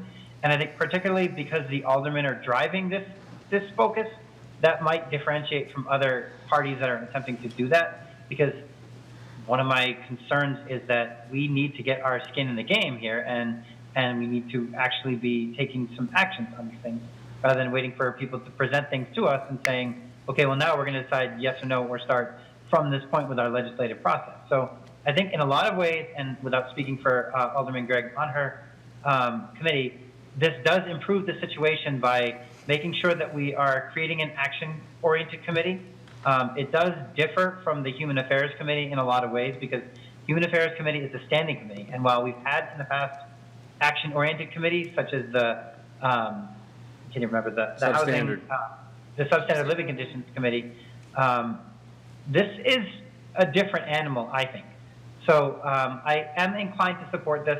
I don't think it can be misconstrued by anybody as a reason to slow down any efforts that might come forth, because we all understand that it's going to be getting colder very shortly. You're going to see a lot of people descending on the downtown area as they try to get closer and closer to services. And you're going to see nonprofit organizations that have been hammered by changes in public opinion or political support really struggling in the fall, and that our city is going to need to step up whether it feels ready to or not. So for those reasons, and because of what I voiced earlier with regards to Alderman Senate, I think it is time for us to find ways to work with each other on the things we can achieve. Alderman Clemmons? Yeah, I'm going to support this. I think, I spoke with Alderman Gregg about it, and I think we're at a point where, this Board of Aldermen needs some direction to go in as far as a resource center and what that resource center can deliver. And I think that's where some of this discussion has centered about, because it's like, okay, well, we want a resource center, but what are the gaps we're trying to fill in that resources, right? So I'm hoping that this gives us some clarity that we can then move forward with a plan of some sort to kind of get something like that going. Yeah, I mean, I think this is a good call to that, and it doesn't preclude us, and it shouldn't preclude us from doing things like, the warming station next year, stuff like that. Obviously, those types of things should still move forward from the city point of view, and then while we try to establish something better, hopefully, or in addition to. So, yeah, I think it's a good idea, especially because, this board is divided on this particular issue in many different ways, and I think hopefully this will give us some clarity of how to move forward. Because again, we have money that's set aside for some of this. And so we should be using it, right? We have a need. So let's find out what exactly those needs are, and then let's apply some of this money towards that. So I'm going to respond. We talked about this quite a bit at Human Affairs, and I can't even remember why, but it was because we were talking about the resource center. I have not changed my position in that I think that this will 100% be a reason to take no votes on any actions on this. And I still feel very strongly, while I appreciate that the maker of this committee and legislation put a 90-day tag on it, we don't have 90 days. Last year, we banned camping. We said we were going to do something. 90 days from now is when it's going to be cold again. and these people will still have a camping ban and nowhere to go. And right now, city staff is actively out there looking for what's the solution that the aldermen, can get behind in terms of a resource center or a shelter. I am a data person. I think data is great, but I think that 90 days is too long to make people who have been coming to us over and over and over again wait for a decision. And while I think the idea of having an analysis is commendable, I think we could do it faster, and I would be open to considering that. I spoke today with Director Bagley. She reminded me that during COVID, the governor gave them 30 days to do a gaps analysis, and they did it in 30 days. So while I think the data is important, I think it's really important that it doesn't hold up process, because everyone in this chamber has continued to say, well, where are we going with it? Why are we doing this? And I felt strongly during the Human Affairs Committee that I don't think it's the intent of the maker of this to pause anything, but that's exactly what will happen, especially if you take the comments that were just made by my previous colleague. We need this to then make a decision, which means we're not making a decision on anything for the Resource Center till next year. Alderman Clements. Yeah, I mean, I don't think this board, if I could, I don't think that this board is ready to make a decision on that. I mean, it was a 7-8 vote or something like that on the Resource Center when it came up. And part of it was because we were suddenly told by some of the advocates in that some of the advocates who come here and tell us to do stuff all the time said, don't do it. I wanted to do it. I was for the Resource Center. I voted for it. I encouraged everyone here to vote for it. And one of the things that I was concerned with by not doing it and not moving forward with it was it's going to die, and we're not going to hear about it for years. This takes that concern and says we're going to try to figure it out in 90 days. We can argue back and forth whether it should be 90 days, 60 days, 45 days, whatever it is. I think the reality of the situation is that there are other things that are going to happen in that time frame. One of them being is the continuation of the warming station next year. That will absolutely happen. I'll be damned if it doesn't because of this. And I think everybody else in this room would agree with me, and everybody around this horseshoe would agree with me. That's separate, something we're going to do anyway. I think what we're trying to figure out here is what is the best method to go forward. If the maker of the ordinance thinks maybe we can get it done in 60 days, great.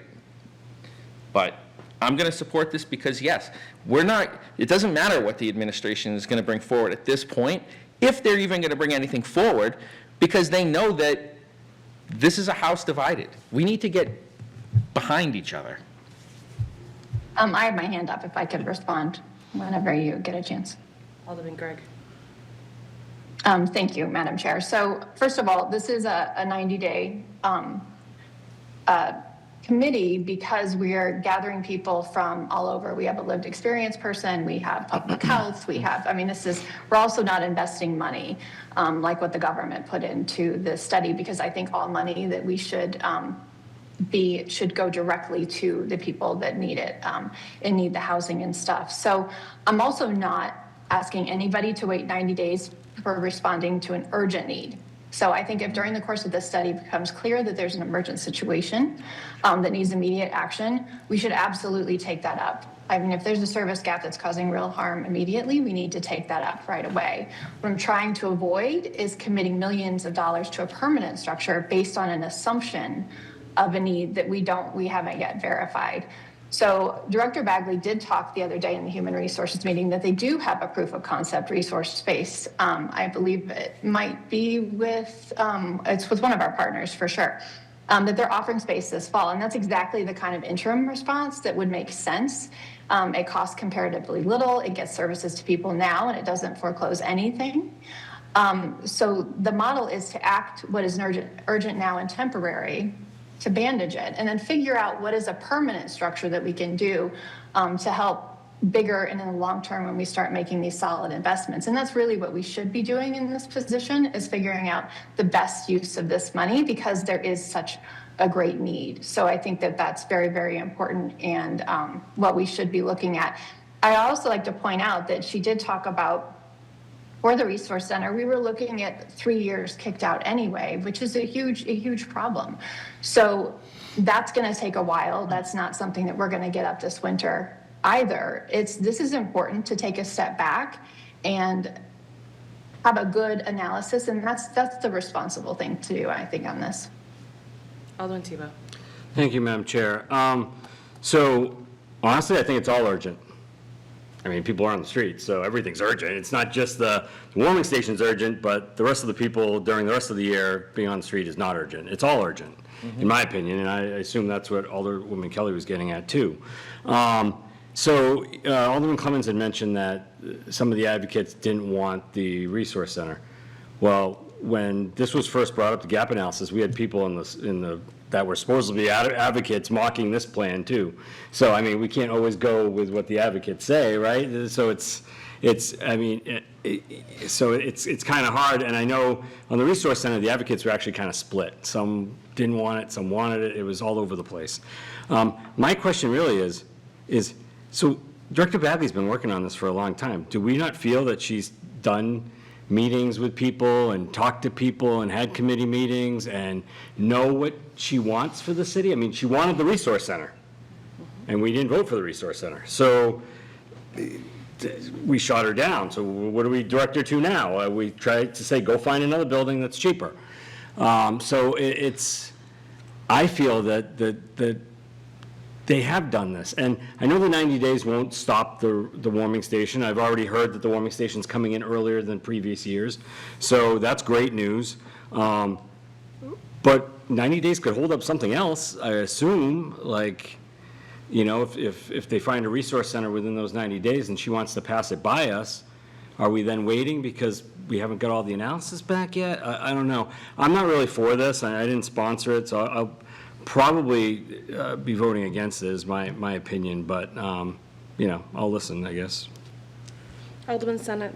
I'll defer to Alderman Johnson. She's on the committee. Sorry, Thank you Alderman very Johnson. much. Thank you, Madam Chair. Let's go back to what happened with that resource center. We were buying a resource center. It was costing $689,000. The city office $730,000. Okay, they're going to bond $900,000. I kept asking about home inspections. Very important. You've got to find out if it's good bones in the house. You've got to find out about the structure. You've got to make sure there's no cracks in the foundation. I then asked for the title search. Private information? No, it's not. Anybody can do a title search. I couldn't even get the information on the title search. But then when the bottom line came, it wasn't going to be ready this year. It wasn't going to be ready next year. It was going to cost us $4.5 million for something that wasn't even going to give us what we exactly needed. We couldn't have traditional housing, transitional housing, basically. We're going to have a warming center, and we could have resource center. It wasn't going to fit the needs of what we needed in the city. For $4.5 million, you could build 2 homes for that amount of money and bigger. And I couldn't get answers why $4.5 million, and I've spoken to commercial real estate agents. And how much are you figuring square foot? I think Director Cummings was saying about $800 a square foot, and I'm hearing less from real estate agents. So if you're going to do it, you're going to do it wisely. If you're going to spend money, you're going to spend it wisely and get what you need, not $4.5 million, and we're not even going to get what we needed. And I kept asking, is this going to be a tear down and a rebuild? And if it was going to be, you could get something for less and build it.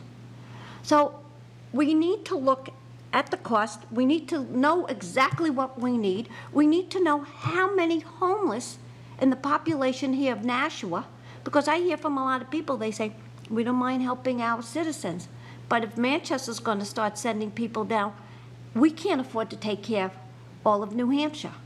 So we need to know, who are we taking care of? What is the population? And what exactly in the population do we need to take care of? Is it going to be more drug addicts? Is it going to be just homeless people? You need to know. These are questions that have to be answered. I will vote on something that I feel at our money's going to be spent wisely on to take care of what we need. But I'm not going to do it on $4.5 million, and we don't even know what we're getting for it. And it wasn't even going to be this year. We're talking at least 2 years out. Thank you. So I'm going to respond to that. I was not able to be at the Mulberry. I don't know if it was the right property. We all know this is going to take time, but I will reiterate some of the conversations that this has been a conversation and a need in this committee that has come through from our public health department and others who are in this day in and day out saying we need this. So I get a little frustrated when they're painted as assumptions. There are a lot of organizations in the city who are working very hard to meet these needs every single day, and they know exactly what they need. They need the funding. So let's talk about the funding, because this is one of the biggest pieces that this will do. If we push off 90 days, the money that our Congresswoman has gone to fight for this goes away. She went out, she did the work. She has people who actually do the work to look at these things and said, this is a valuable project for Nashua. If we do a 90-day pause, that money goes away. And we're all talking about how expensive this is. So I feel like our Congresswoman probably did her due diligence and probably talked to all of the organizations in the city that are doing this work to say, this makes sense, this is what we need. We're, again, getting perfect is getting in the way of doing something. And I'm sorry, but when we voted for a ban, we put a timeline on when we needed to do these things. And we can't continue to push it down the road. But we are going to lose that congressionally directed funding if we put this on pause. And I don't think we can afford to put it on pause. We put our own time clock on that. Alderman Johnson. Thank you. And I hear what you're saying, Alderwoman. But you know what? You have to spend the money the right way, not on a project that's not going to meet the needs. And I hear what you're saying about meeting the needs. We have all these nonprofits, but I heard Mr. Keating sitting right back there. He is the biggest advocate for so long, and he was even saying that that home was not going to meet the needs of the population. And I thank the Congresswoman for coming up with the money. But you know what? That money has to be spent wisely, and it has to be spent the way it has to be spent and what the needs are. Because so much times we get all this federal dollars, that's taxpayers' money. And we have, whether we account for it at the local level, we have to account for it at the federal level when we're getting it to make sure that money, again, is spent the way it needs to be. To have spent it on Mulberry Street would never meet our needs when it all came down when you asked the questions. Thank you. Alderman Lopez. So this is getting more complicated as we talk because, like I said, I talked to the maker of the motion, and I understand her intent. But even in this meeting, I've heard at least one alderman say this would be used as, okay, well, let's not rush the thing. And I've heard another alderman state that essentially they're not going to get behind a recommendation unless they have additional criteria. And I hear very clearly that this is a 90-day study or evaluation. And I do think it's important, particularly because the value that I see in it is we were an 8-7 split. We need to engage and persuade our own body more effectively to move the needle to where we can actually function instead of stopping just short of getting the support for it. Because as legislators, we do have to actually legislate at times, and we do have to move funds. We have to say, okay, well, this is not a perfect plan, but it's not a broken plan, and it's not a terrible plan. I know there are gaps in the community. As someone who works in the field, these gaps have been brought up to us time and time again. We have an emergency shelter operating in the city. That does not mean we can meet the capacity of the unsheltered people in the city. It does not mean that people who are struggling with substance use can access that shelter. It does not mean that people who have mental health issues or even behavioral issues that resulted in a temporary ban can use that shelter. That's a gap. We don't have enough shelters or shelters that are configured to meet the capacity needs. If we do shelter people during the inclement weather, if we do the warming station model, and that's something that there appears to be some universal support for, how do we move those people during the day into something more sustainable? Do we just run the warming station and then not help people progress? or do we consider the resource center to be the next piece of the puzzle in connecting people to all of those other specific resources? Those are where gaps are, and those are where I think a committee could be helpful and effective in communicating those gaps to the aldermen. I believe Director Bagley is fully aware of these gaps. If she were able to do a 30-day gap analysis back during COVID, that same analysis should exist. And I know that there are a number of meetings that are held regularly, including the Public Health Committee meetings, including the Continuing Care meetings, including various departmental meetings that Director Bagley and other organizations are all participating in. And that work is being done, but I don't know that all of the aldermen are present. So my concern with the committee is, number one, it doesn't have a large enough representation of the aldermen to do anything to move that needle. And potentially, like I said, I'm hearing in this very meeting that people would look at it and say, okay, well, until we know exactly what we're doing, we can't support anything moving forward. We can only support the things we want to do. This is a problem, I think, because we don't have any shovel-ready projects immediately available, but that doesn't mean we shouldn't be furiously working on them. And I think if we are not able to commit to walking and chewing gum at the same time, we can't have a committee that studies the issue while we address the issue. I do think we have to make short-term steps. And I think that it's going to have to be understood that the findings of the committee and the results of the committee aren't going to be timely enough for that. As was pointed out, if we had moved forward with the resource center plan that we had, it wouldn't have activated until next year. But what keeps getting dropped is, number one, because there's no brick and mortar, they can't secure additional funding to move that project either faster along or to lower the price of it. And because there's no city plan in the future right now, other organizations are hesitant to even try to come up with an ad hoc strategy. So while I want to see the value of this and I want to be supportive of a colleague that I don't necessarily see eye to eye with, but I'm willing to kind of negotiate with, I'm concerned that what I'm hearing is that it still wouldn't do what we're trying to do. It would just be another reason why some people won't want to do anything. Okay. I see Alderman Gregg, then Alderman Tebow, because we're committee, and then Alderman Senate. Thank you once again. So I think this really speaks to the passion that this board has for doing the right thing and helping the homeless. I think that's super important. I am on the executive board of the Continuum of Care. I did go and ask them, like, when this was proposed, were you asked, is this what we need? Or no, they were told this was going to happen with the resource center. I'm not saying that that's wrong, but I'm not saying that it's right. I just don't have that kind of documentation or anything saying that. And I respect Director Bagley, and this is certainly not a vote of no confidence at all. She's doing an amazing job. But we have to understand that administrations change, directors change. And so we have to have some kind of solid foundation when we're investing the taxpayer money in helping our most in need. It's really important to understand how we're going to build something that is sustainable long term. We do have to look at the fact that there are certain organizations here that are supposed to be doing things that maybe the resource center wants to hold. And if you go ask them, have these conversations, which I did. I didn't make this in a vacuum. I went and talked to a lot of different people, including people with lived experience, including people that are currently homeless. And you ask them, why are you not like doing this at capacity right now?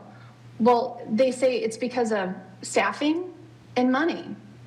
And then when you talk to the people, and the people that have come to the well that are currently have no place to sleep or don't have a bed, and they don't come up and say, I need someplace to be during the day. I need someplace to help me get my license. They say, I need a place to sleep. There are so many like nuances. Even just a resource center is very complicated, and there isn't one thing about that isn't complicated. I mean, if it wasn't, everybody would have this solved because this is a worldwide problem. But we don't have a real good, solid plan on why we're doing what we're doing, other than somebody said it. And do I think that the Congresswoman had her people go check and ask everybody? No. I think she took a recommendation from Director Bagley that, hey, this is what we want to do in this city. And I think that is, that's not their job to go do a full study on this kind of stuff, because we have an official saying this is what we need. Now, if they did, I will absolutely stand corrected, but I can't imagine with everything going on that they have the time to go out and do the research for this. They ask that question. So is that funding, was it there? Now, yes. If we came up with a better plan, could we ask for something else again and say, hey, we didn't use it, but we're looking at something different? Maybe so. Have we asked that question? I don't know. But I do know that these are people that can't stand can't stand a failure. Like, we have to make sure that we're doing this as right as we can so that these people can get help to get on that better pathway. And we do have a proof of concept that Director Bagley said. I keep wanting to call her doctor. Director Bagley said that she's going to work with this Harbor Care that has this room, that they're going to start this like kind of resource center. And this is a great thing to have happening while we're doing the study that, by the way, she is on too, public health is on, to make sure that how is this working? How is this happening?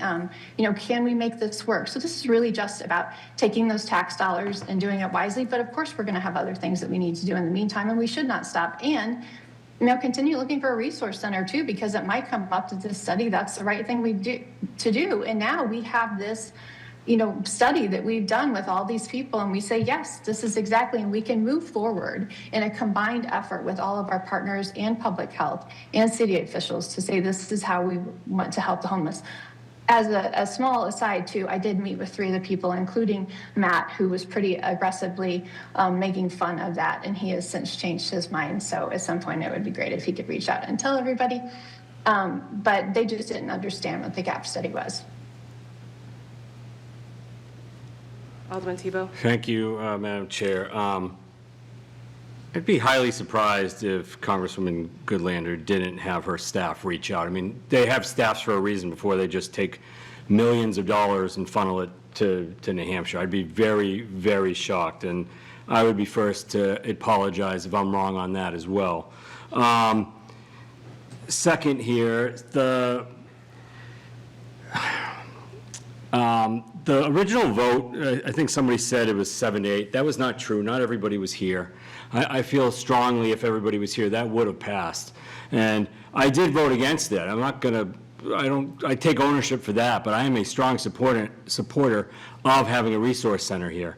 And I know Alderman Sennett probably feels the same exact way I did that night, because he voted similar to, and I know he's a supporter of it. So it just wasn't the right one at the right time based on the money, and I think, I let Bob Keating get in my head on that one, absolutely, 100%, and I shouldn't have.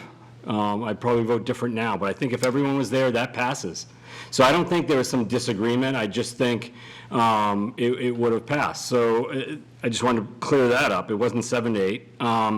And then it really does sound like we have no confidence in Bobby Bagley, because if we did, we wouldn't be doing this, which I feel is kind of over her head a little bit.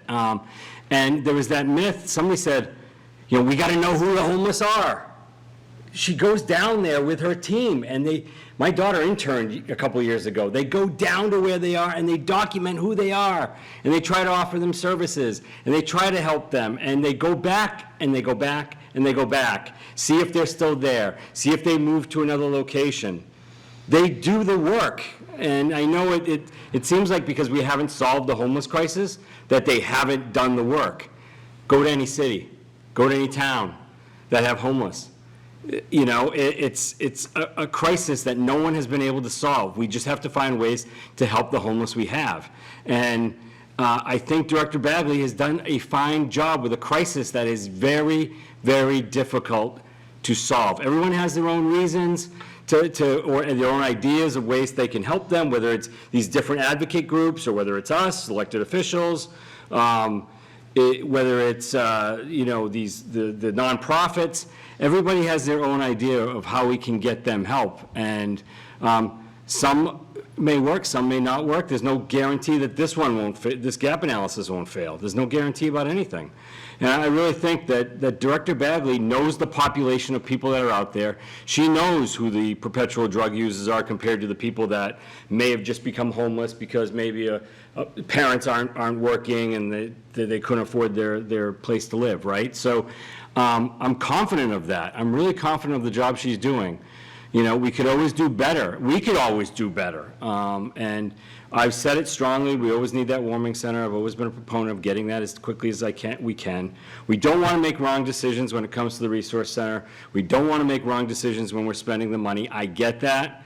And I'm hoping that we learn something from the whole Mulberry Street situation, and now we're going to do something better. But to now put it in committees with all these different people and taking time, I do feel that it's harder to start something in the middle of that. And 90 days is a long time, especially when winter's coming. So that's kind of where I stand. I think I'm still in the camp of not supporting this as a resolution or an ordinance or whatever it is, resolution, I guess.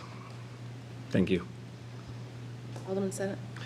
Thank you, Madam Chair, and thank you for the opportunity to chime in on this. I wanted to let the committee have the first bite at it, so what I'm going to say may not be within the flow of the conversation, but be that as it may, I think the discussion here has kind of illustrated, at least just for me, why I still do feel inclined to support this. It's called a gap analysis, and the goals stated within the resolution, the number one, of course, is to identify the gaps and the unmet needs in the emergency shelter, mental health and substance use services that we offer. But the second goal listed is to assess opportunities and to strengthen coordination among city departments and nonprofit service providers. And to me, that's one of the prevailing gaps that I'm seeing. I go back to a Human Affairs Committee that was held last November, shortly after we had passed the camping ban, just a couple of weeks actually. And in conjunction with that, we had also recently taken a vote to establish the Resource Center Expendable Trust Fund, and I think we funded that to the tune of $300,000, which I think is still the balance.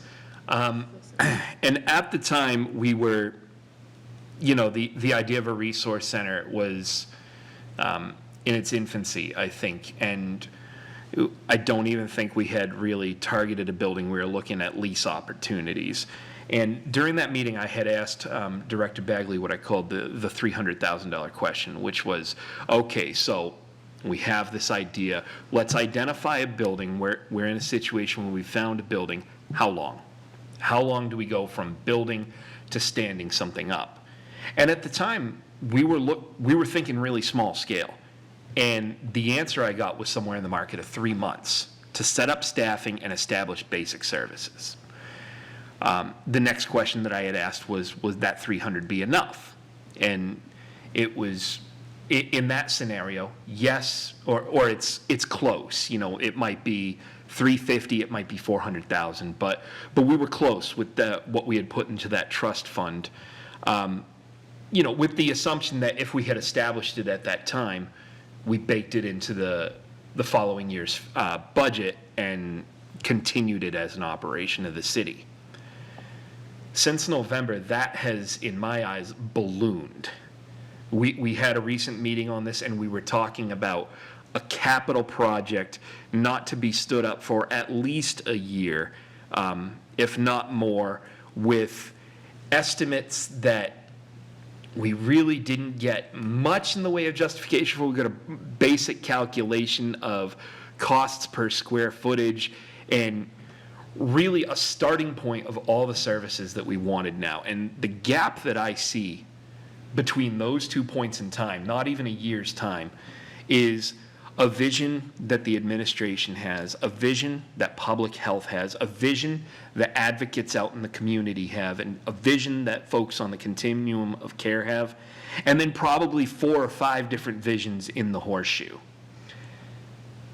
If this does nothing else than gets all those parties together and gets them on the same page while we continue the pursuit of a building or a location, so that when a proposal is made, if it's mid-study, if it's post-study, we can say to ourselves, we want to purchase this building, and we have some sort of guiding light. You know, I see this very similar to the committee we established a year or two ago to determine the future of the Keefe Auditorium. We could be kicking stones and throwing them in 8 different directions on that, but I feel that committee has been doing its work. I understand that we're not too far away from hearing results on that. I don't want this to take as long as the Keefe committee has. I feel they had the benefit of time on their hand. This does not. But if we can get some sort of plan that all parties, because this is a multi-party situation here, can be generally agreeable to, even if it's not perfect, again, it's not going to be perfect, but more focused, a target, an eye on the prize, I think this will have been well worth it. So I don't have a say tonight, but I hope that this gets to the full board next week, and I intend to support it there. Alderman Clemens? What, directly to you, I guess, Madam Chairwoman. You said that the congressionally directed spending secured by the Congresswoman ends after the 90 days. Like, when does that go away? It's a great question. I don't have the answer in front of me. Well, and how do you know it's...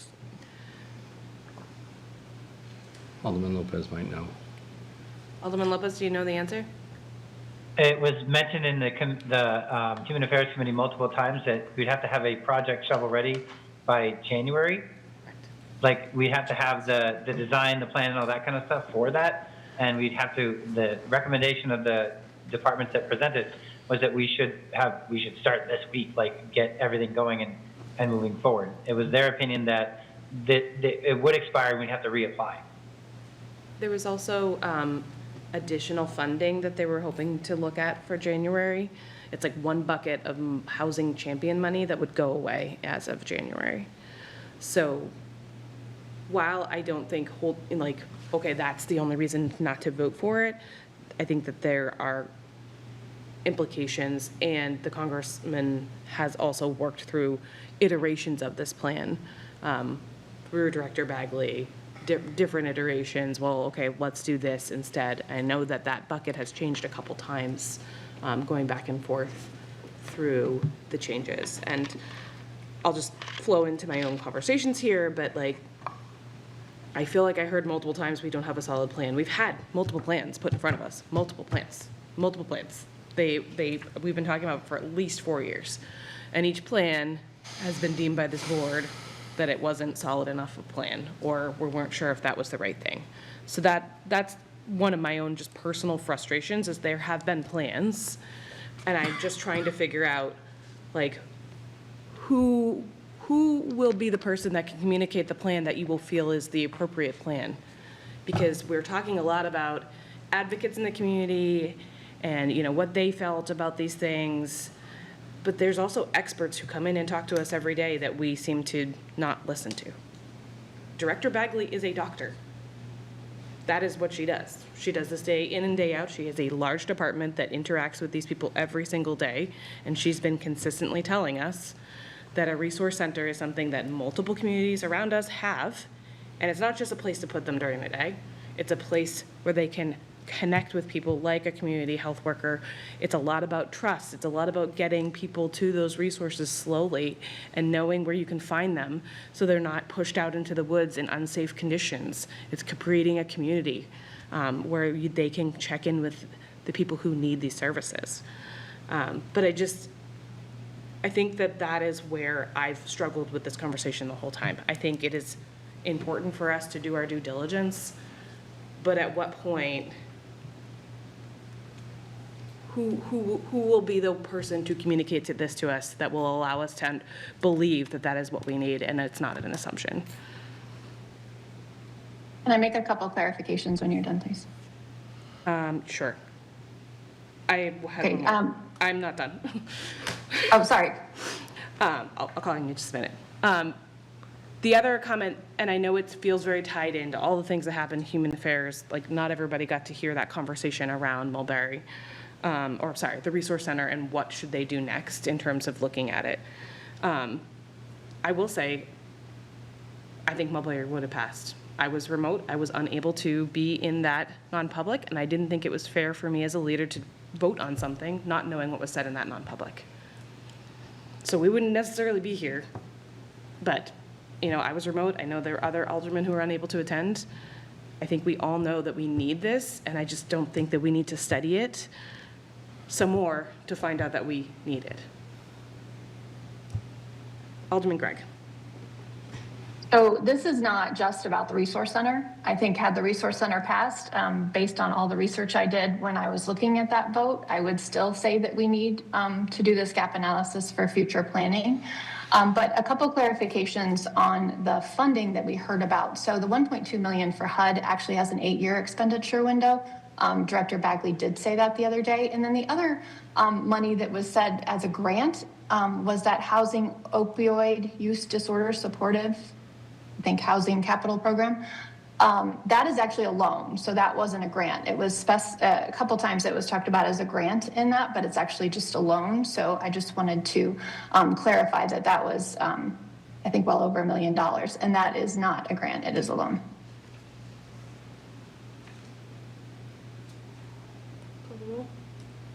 All right, Alderman Lopez. So the what's being called the Resource Center is still consistently what has been I presented. guess I'm not calling the roll. We were calling the roll, but if you'd like to have a comment, go for it, Alderman Lopez.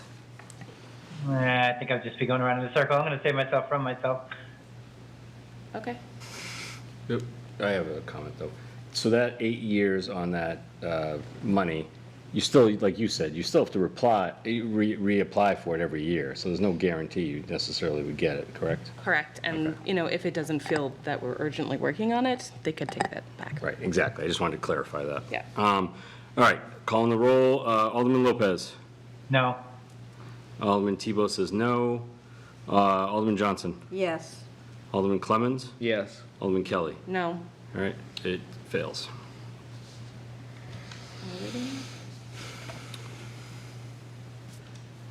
Alderman Clemmons? Thank you.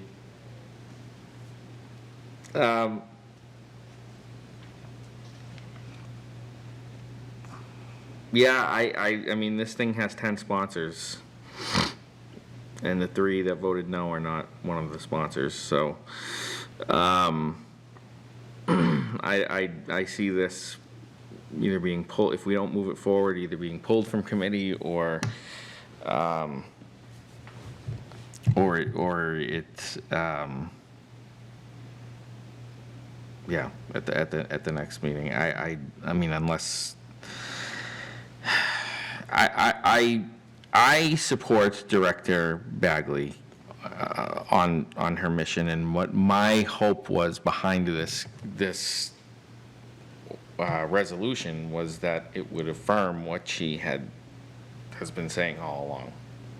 Honestly, to be 100% honest, that's what I was hoping we would get out of this, so that we could then, as a board, move forward and say, okay, fine, here it is, it's done, right? Now, I know that that's, I don't know that it would have, I don't know that it's a bond, it had to have 10 votes. I don't think we would have got 10 votes that night that we did Mulberry Street. I don't think it would have happened. You needed 10 votes. You might have got 8 and had a majority of the board, but it still wouldn't have been enough. So we need, and if we're going to do something that requires a bond, you're going to need 10 votes in order for it to move forward.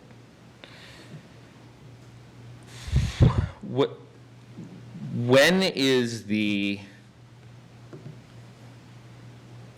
I guess my question is to the chair and maybe, or anyone else here that may know the answer to the question. Is there anything in the works right now in regards to another location for a resource center? Yes. That's my question. Yes. Can you give me details of what that is? I cannot give you exact details because that would be an issue with the whole reason why we couldn't talk about Mulberry, et cetera. Okay. I talked to city staff. They are working on and looking at multiple locations right now for a resource center. There is also a community partner, several, one of which is talking about potentially helping with the right now solution with under an MOU, but they can't talk about that till that's signed. So there could be a potential there. And I know an outside organization who's also considering what can we do to step up and help. So there's a lot going on, and that is, I want to make sure I'm very clear, like, I don't fault the maker of this motion for trying to make something happen. I think that that is 100% how we're all feeling. My biggest concern and the reason why I've doubled down this evening is that I heard from multiple aldermen that it will 100% do what I am concerned about, and it's intent versus impact of, like, if we do this, nobody's going to make a decision on anything until this is done. So that has been my concern all overall. Looking at what we're doing, talking about coordination, all of those things are smart. But we need to do something, and I think this absolutely does the opposite. It's going to make us do nothing until this is done. Alderman Clemens, go ahead. Thank you. One last question, and then depending on your, how you, well, do they give you a time frame of when they would be bringing something back to the Board of Aldermen, or, you know, a ballpark estimate of when something might come before us for a non-public session or something like that? I was not given a time frame, but they are working earnestly with it, and I would hope we would see something within the next month. But I don't know, I mean. But you're not 100% sure. Well- But yeah, and no, I get it. Yeah. Before this committee, though, probably. Before the 90 days would be, so if we passed this tonight and we passed it next Tuesday, what you're saying is that you think, based on your experience, that they would come forward with another resource center, potentially? Potentially, yes. So I will repeat exactly what Director Bagley said to me today. I'm for this as long as it does not impede the process with the resource center. So this is not my piece of legislation. We could consider as a committee to table this, and then in 30 days, we may have an answer on what's going on with resource center. Director Bagley could come and speak to this. She'll be in the country at the time. Like, we've waited this long. Alderman Tebow, did you have your hand up? I did. But then I said something different. No, it's the option of maybe tabling it. But, so my thing is, I mean,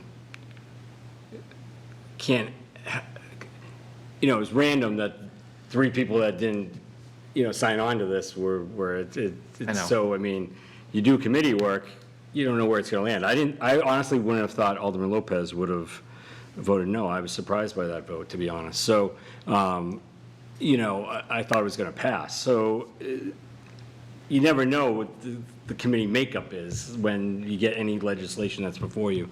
So I don't know why that, our opinions, I mean, that's where we're doing the work. Then we go to the full board, and maybe people are just voting and they haven't watched the meeting or they haven't read it, and they're just like, yeah, sure, I'll do it, or I don't do it, or whatever. So you never know. We've listened, we've talked about it, we've looked at it, whatever. So, I mean, if somebody wanted to table, I guess that's okay, but. We have to dispose of it in some way, right? Either definitely postpone, put it back on the table. Those are the options, right? Or revote. Yeah. Right? Okay. Alderman Clemens?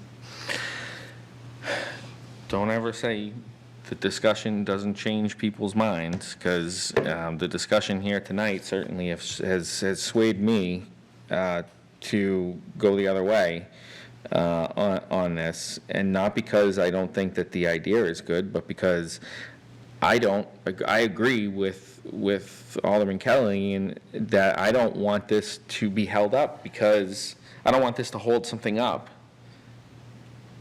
Because my idea, but my thought behind this was we will get to some resolution and then move forward with what we should have done all along. I truly believe that this was a foregone conclusion, that for all of the reasons that were stated, that this is what was going to happen anyway. So this was a nice thing to have because it would hopefully get a few aldermen who were on the fence or whatever on board. But the reality of it is if they're working on something to bring another resource center to us, hopefully they can bring some more details behind that to us as far as how it would be run, and maybe the building has the study done like Alderman Johnson wanted, you know. I just think, yeah, I don't want to see this get in the way of stopping that progress. I don't.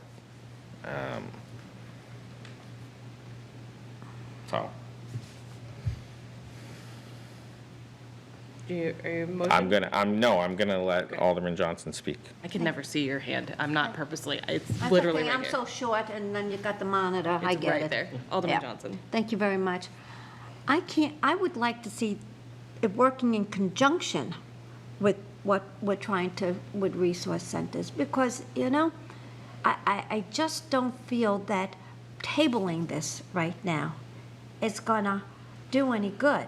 I mean, ideas could come out. I understand what Director Bagley is doing, but, you know, we haven't gotten to that pivotal point that we've been able to really come to a conclusion on what, not only what we need, what is really, and I've spoken to her about the square footage and what she's looking for, but I think that this can work together with what's going on. I'd love to see a non-public or to come, to bring us all in, to let us know what's going on out there, because, I mean, it's great that a couple people know, but we don't know.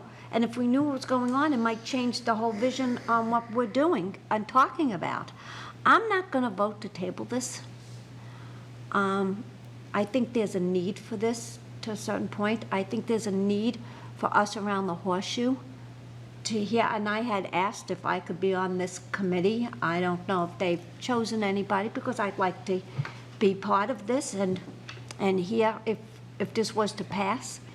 I would send it to the full board with no recommendation.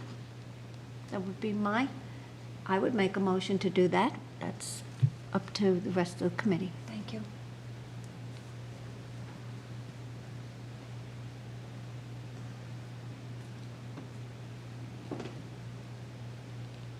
Nobody's raising their hand.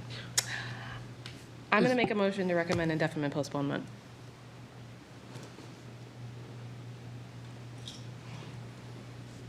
Is there discussion? Clerk, call the roll, please. Alderman Lopez. Yes. Alderman Tebow is a yes. Alderman Johnson. No.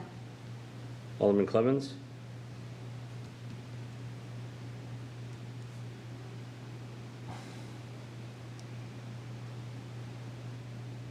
Yes. And Alderwoman Kelly. Yes, that motion carries. New business ordinances.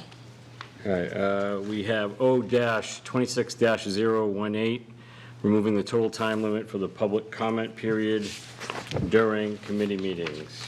Alderman Tebow, would you like to speak to your legislation? Yes, please, and I'd like to recommend final passage, sorry. Oh, yeah, I'm sorry. It's okay. Got excited. We moved on. So this is a simple, just, we haven't done it type of thing. So in our ordinance, it says we have a time limit of 15 minutes. In the 5 years I've been on any of these committees, any meetings, we have never installed that 15 minutes. And we probably should, because then maybe it'd be less that, I'm the butt of everybody's anger, but we never put it in. So I'm always worried that the one day someone says, let's put that 15 minutes in this committee meeting, then people have a reason to say, hey, you haven't done that in so much time, right? So the Board of Ed does it, and they do a good job of, they get to the 15 minutes, and they say, hey, do we want to extend it longer? And they vote, and then they extend it longer based on that. I saw that during the COVID times when they had lots of people that wanted to speak. We never do that. We give them as much, length of time as we can. So I just wanted to remove it from the language. That's it. There's no other thing than just covering ourselves. If we want to start using it, I'm fine with that too. But I think we need to pick one or the other and go with it. You know, the next motion, if we approve 5 minutes, I might say put that 15 minutes back in, so, but that's the next motion, so I want to talk to this one first. So yeah, that's really it. Alderman Clemmons? Nothing more to that. Yeah, so all this does is basically, everyone would still get their their Yeah. 3 minutes, and it would just go as long as there were speakers. As long as it does today, yeah. Right. I don't have a problem with this. Alderman Lopez. I have a problem with it, but I'm going to support it. So I think Alderman Tebow is correct. My only objections to it are kind of useless. Number one is there isn't a limit on how long aldermen can speak, and I have attempted with other aldermen in the past to install a similar limit so there's parity, so that the public can speak and then we can speak, at least in our own comments. Because, and I know I'm just as guilty as anyone else, but I mean, if we're going to limit people to 3 minutes, we should try to compose what we're saying.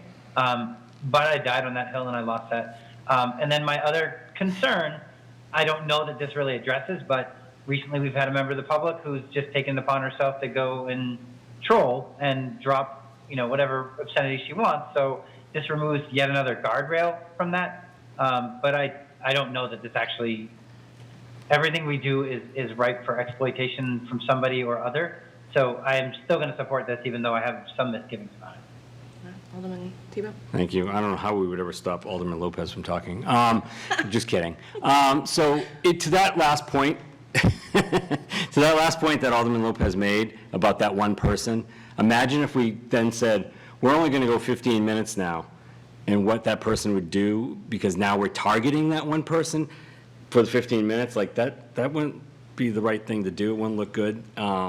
So I agree that it's been abused, but we never put that 15-minute time limit in there. So it's really not a guardrail we would use now, because then she would have it would be discriminating against one person. So I don't think we should do that. So I think just removing it and never using the 15 minutes is probably fine. Or we have to use it every meeting. Alderman Johnson. Thank you. So you've never said, well, there's nobody here in committee meetings usually, so not unless the benches would like to come up and say some things. But you never used it, Not since I've been here. okay? People older than No. more. So, I mean, it really is a moot point for committee meetings. And if you had a lot of people anyway, and you get to the 15-minute period, I don't think anybody in the board would say, no, I'm not going to vote Right. to extend for another 15 Right. minutes. Because it's people's rights. We talk about Congress as the people's house, and up at the State House is the people's house. This is the people's house, too. They're so nice to give us a stipend every quarter and every year. So, I mean, we need to respect. We might not like what they say, but you know what? They have the right to say it. Thank you. Clerk call the roll. Yep. Alderman Lopez. Yes. Alderman Tebow votes yes. Alderman Johnson. Yes. Alderman Clemmons. Yes. And Alderwoman Kelly. Yes. We have 5 votes. 4 carries. Next is O-26-021, increasing the individual public comment time during the first public comment period. I'd like to make a motion for final passage. Alderman Johnson, would you like to speak to your legislation? I would love to, thank you.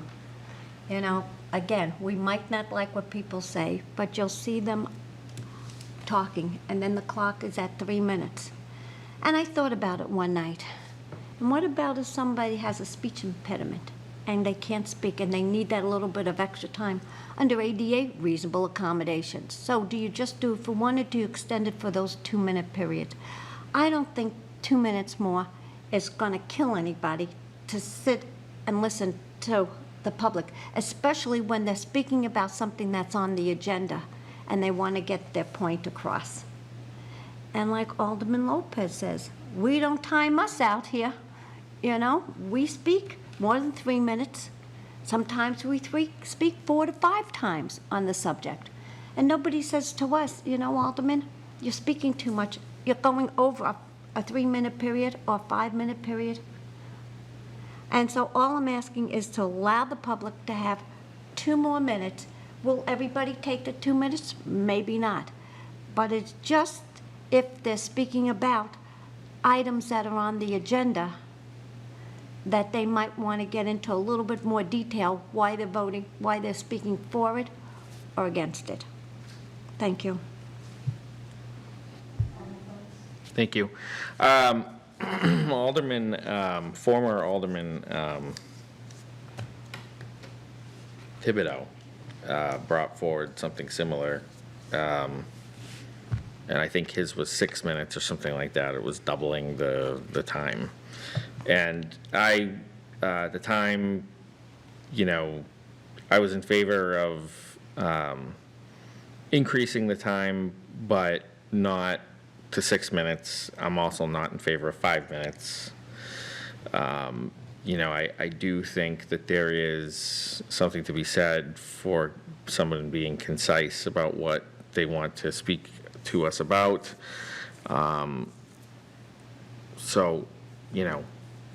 I could support 3 minutes and 30 seconds because, like you said, it gives them that extra buffer to finish their thought.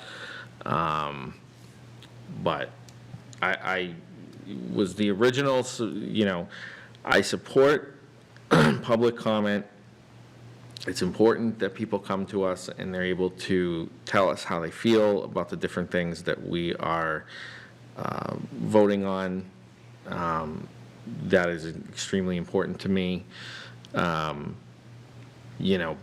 there has to be limits to it. So I can't support the full 5 minutes, but I could certainly support some sort of compromise on that.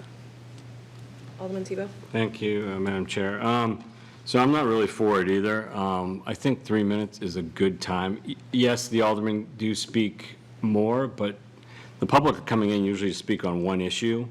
We're speaking on everything that we've talked about, and sometimes when we're debating or whatever, we don't always get to speak because, sometimes 10 people speak, and I'm like, I'll save mine for the final remarks. I try to keep it concise too, but, it gets out of trying to remember all the things we need to hit. And sometimes it's not even talking about an issue when we do our aldermanic remarks. Sometimes it's, hey, do you know, the Tree Street's block party's going on, or thank you for everybody that came out to the Pride Parade, or whatever the thing is. And we're not trying to, I'm not trying to take as much time as I can, that's for sure. But I think 3 minutes is a nice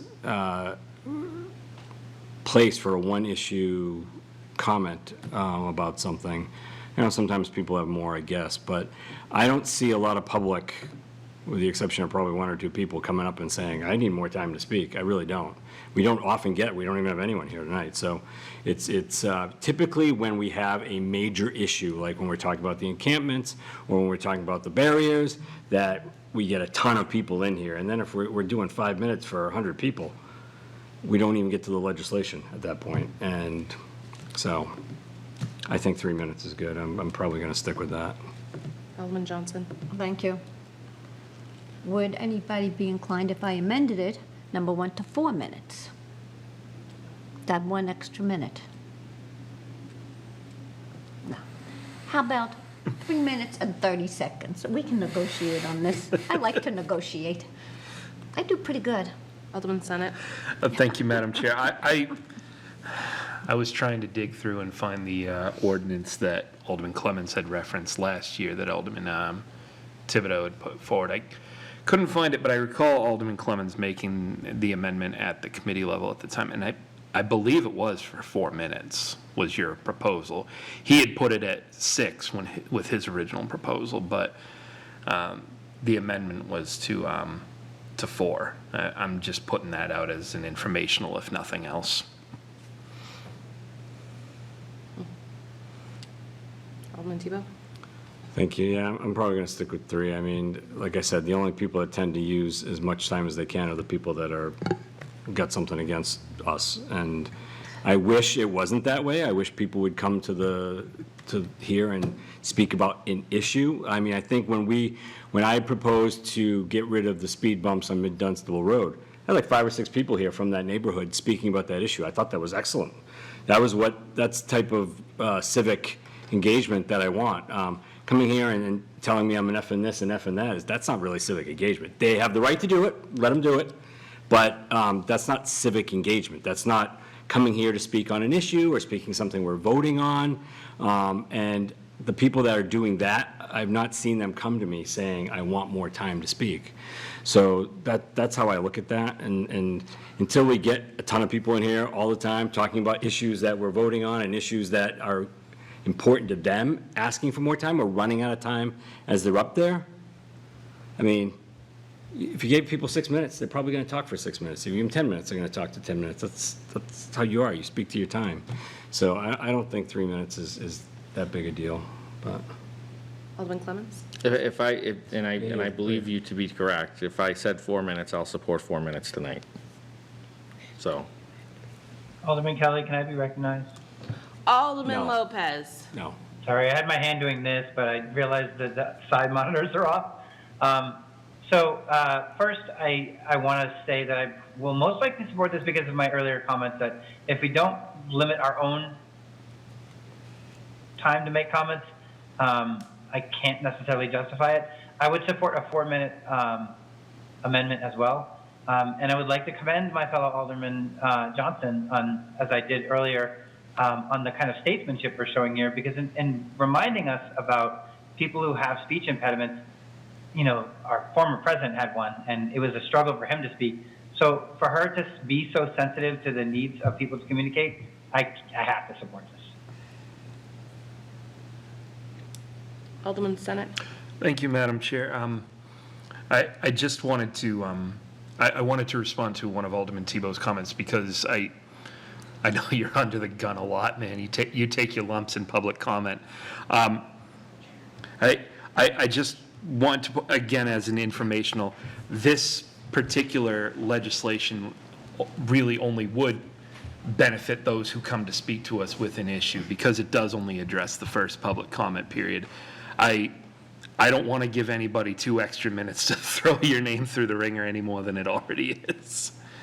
But yeah, and for that I do commend Alderman Johnson because I supported Alderman Thibodeau's proposal last term, but I do recognize that tacking that additional time on to both ends of the meeting, sure, it can drag it out.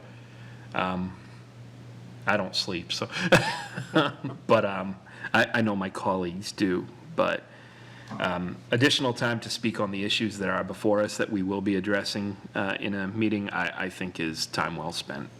Thanks. so for the record, I am taking over temporarily as chair as Alderwoman Kelly had to leave the room for a minute. Do we have any further discussion? Alderman Johnson? Thank you. So now that we've thrown out 3 minutes and 30 seconds, 4 minutes, and the original ordinance was 5 minutes, the consensus is, what I'm hearing, is more of a 4-minute, that people would kind of go along with more of a 4-minute. I'm willing to do 4 minutes, just to give that extra time. So I'm going to make a motion to amend my ordinance, that increasing the public comment time during the first public comment period to 4 minutes. You've heard the motion? Discussion on that motion? Clerk, please call the roll. Alderman Lopez. Yes. Alderman Tebow is a yes. Alderman Johnson. Yes. Alderman Clemmons. Yes. Alderman Kelly. No. Motion carries? Yep. So now we vote on it. No, we need another motion Yeah, to as recommend as amended. amended. Okay. O-26-021, motion to recommend final passage as amended. Discussion? Running out of room. Call the roll, please. Yep, Alderman Lopez. Yes. Alderman Tebow votes no. Alderman Johnson. Yes. Alderman Clemmons. Yes. Alderman Kelly. No. It passes. Motion carries. We already did the tabled in committee. Did that. Did it? Well, there is one other item tabled in committee. I'm not taking anything off the table. I'd like to take it off the table. Alderman Johnson. I'd like to take from the table O-26-002, and I'd like to speak on it. You're recommending final speak on- passage? Let's just Final take it from the pass. table and then you can talk to it. Yeah. Oh, recommend to take Yeah. it off the table, Yeah. yep. All right, call the roll, or? Yes, Yeah. please. Alderman Lopez. No. Alderman Tebow votes no. Alderman Johnson. Yes? Alderman Clemmons. Yes. Alderman Kelly. No. Alderwoman Kelly. 3-2, doesn't come off the table.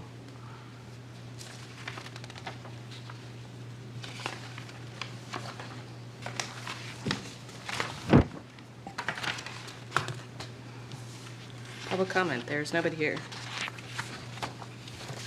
General discussion. Alderman Clemmons. Thank you. I don't think what we just did on ordinance 26002 is respectful to the author of the legislation, nor do I think it's respectful to the public either. We're here to do the people's business. Alderman Johnson's a representative of Ward 5. She believes that there's merit to this, to talking about this legislation. This legislation could potentially benefit people with disabilities. Whether we agree with her or not, we should take it off the table and discuss it. So I'm going to move again to take off the table ordinance 26002. You heard the motion. I am going to respond because it was not my intent to be unfair to the maker of the motion, but I have asked repeatedly for us to give a heads up so that if people wanted to weigh in on it, they would know. I had no idea it was coming off the table tonight. Can I respond to that? We had a communication from Dorothy Clark that we accepted, providing further clarification on ordinance 26002. We got that. Did the public know? Well, it was on the agenda. Okay. The motion is to remove from the table. Am I calling the roll? Yes, please. Alderman Lopez. No. Alderman Tebow votes no. Alderman Johnson. Yes. Alderman Clemmons. Yes. Alderman Kelly. No. Fine. Motion fails.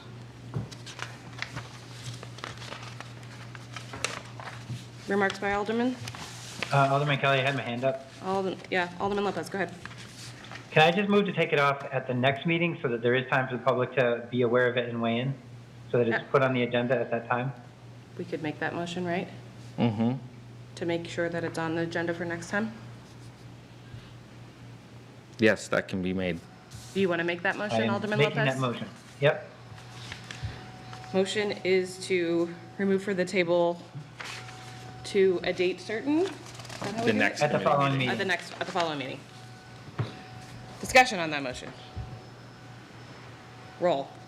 Paul, please. Donna's not going to be able to read all this. It's a mess.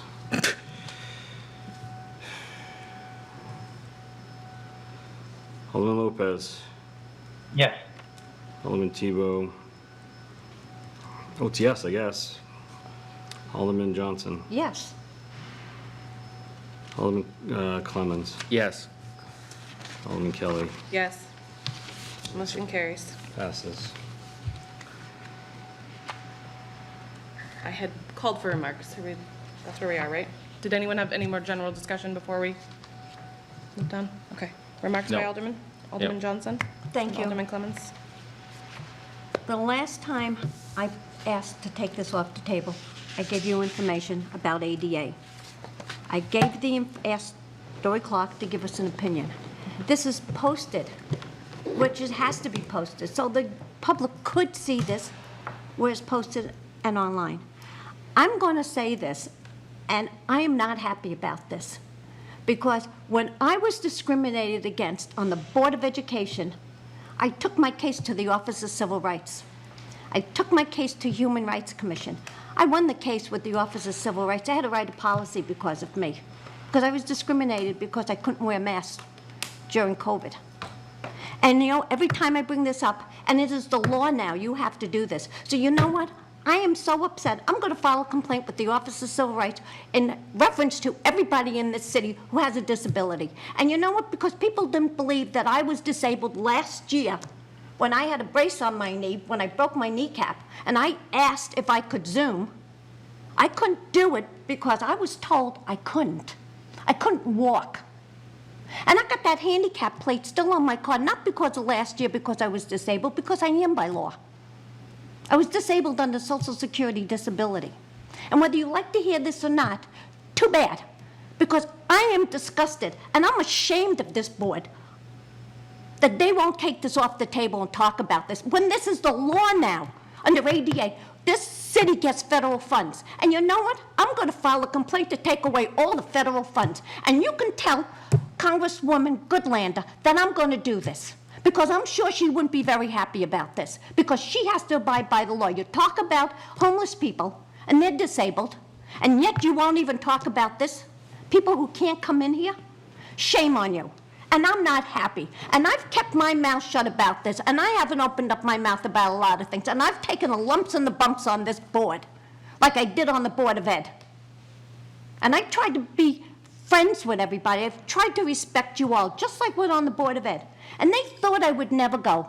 But the Human Rights Commission took my case on 3 counts of probable cause, because you know why? It's recorded.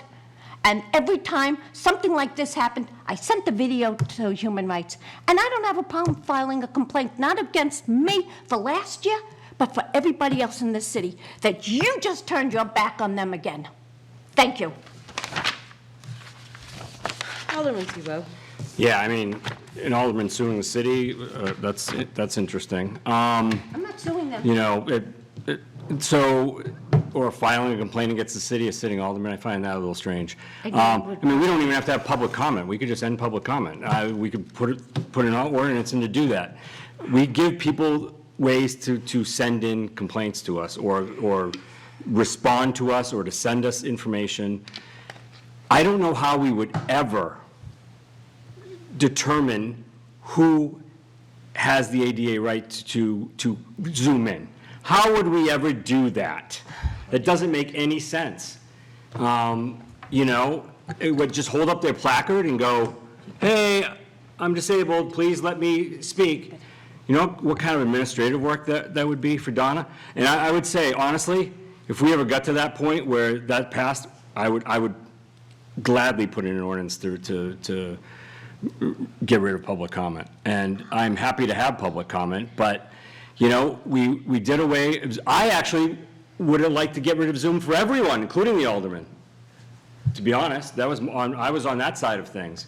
And that didn't happen. So, you know, and public officials, anybody that has to speak, I wanted them to come in or send us a letter or reach out an email or call us or whatever way they wanted to get to us. You know, my constituents can get to me. They send me stuff all the time. They don't feel the need to Zoom in. They have a way to reach out to me. So I think you're overreacting on this. We said we would put it, I even voted yes, even though I'm 100% against it, will not vote for it. And yet I did pass a yes to push it over to the next one. So we're not ignoring it, but to Alderman Kelly's point is, as the maker of the motion, it doesn't matter if a lawyer sends us a thing. You should say to us, hey, I'm thinking about taking this off the table, Chairwoman, so she can communicate to us that we should be ready for it. There's all kinds of things on the table here, and I don't know which one's coming off unless somebody tells us. So don't put all that on us. Take some responsibility and accountability on yourself. You just talked down to us, and I'm going to tell you that you should have accountability as well. I'm sorry, you should. Yeah. You know? No crosstalk, guys. Thank Your you. remarks are done. Alderman Clemmons. Anything that is on the agenda, which includes things that are on the table, we should be prepared that it might come off the table. Now, it is a courtesy that we tell the public and we tell the chair and we tell everybody else, hey, at the next meeting, this is something I want to discuss. It's a courtesy. If this is on the agenda tabled, there's an expectation that it could come off the table if the majority votes to do it. Tonight, the majority voted no. But that doesn't mean that it can't happen. It could. Otherwise, it wouldn't be on the agenda as something that's tabled. It's not like, so it would not have been illegal for us to take it off the table. Would it have been discourteous? I guess that depends on your perception of that. But it could have been taken off the table, discussed some, and then put back on the table. Regardless, regardless of that, I don't have any feelings on the legislation at this point. I co-sponsored it because I thought that it was a good idea. I know it needed more work. I was hoping to get some more information this evening about that, but we'll do it at the next meeting. That's fine. But, I just think we need to be a little bit more respectful of one another in regards to protocol and how things are done. If something's sitting on the table, any one of us in this committee can move to take it off the table. Alderman Lopez. I'll speak last. Go ahead. Speaking for myself, since I'm here remotely because I couldn't get to the meeting without missing half of it because of my transportation, I thought it would be sensitive to wait until the public could come in, particularly because this might involve people who would be able to weigh in if they were able to get in time. That was my reasoning. I don't think that Harry Potter rules and whenever somebody decides it's a great idea to pull something off the table should necessarily become a legislative strategy. And I think if an issue is important enough to be continuously advocated for, then number one, we should engage the public in that issue. And number two, we shouldn't threaten to remove the funding for every other program where people with disabilities might also need to receive funding. I just think that's a little below the belt. So I think this is a very unfortunate exchange. Alderman Senate. Thank you, Madam Chair, and thank you for the opportunity to weigh in. I just have an observation on this topic of items on the table. I'm not on this committee any longer, so I may not necessarily be privy to the organization that went into tonight's meeting of what may or may not come off the table. With that respect, I almost look at my perspective from this as maybe a shared perspective of the public. I know it would be unusual and probably downright unheard of for the public to weigh in on a potential nominee to one of our citizen committees or boards.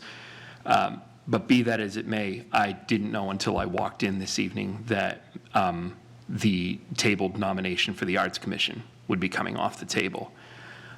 Nevertheless, that vote was taken and acted upon. I think with that same validity, it would have been a baseline courtesy to remove the legislation from the table to discuss, particularly with the irony that the legislation ultimately wound up being discussed a little bit in general comments. That's all I have. Thank you.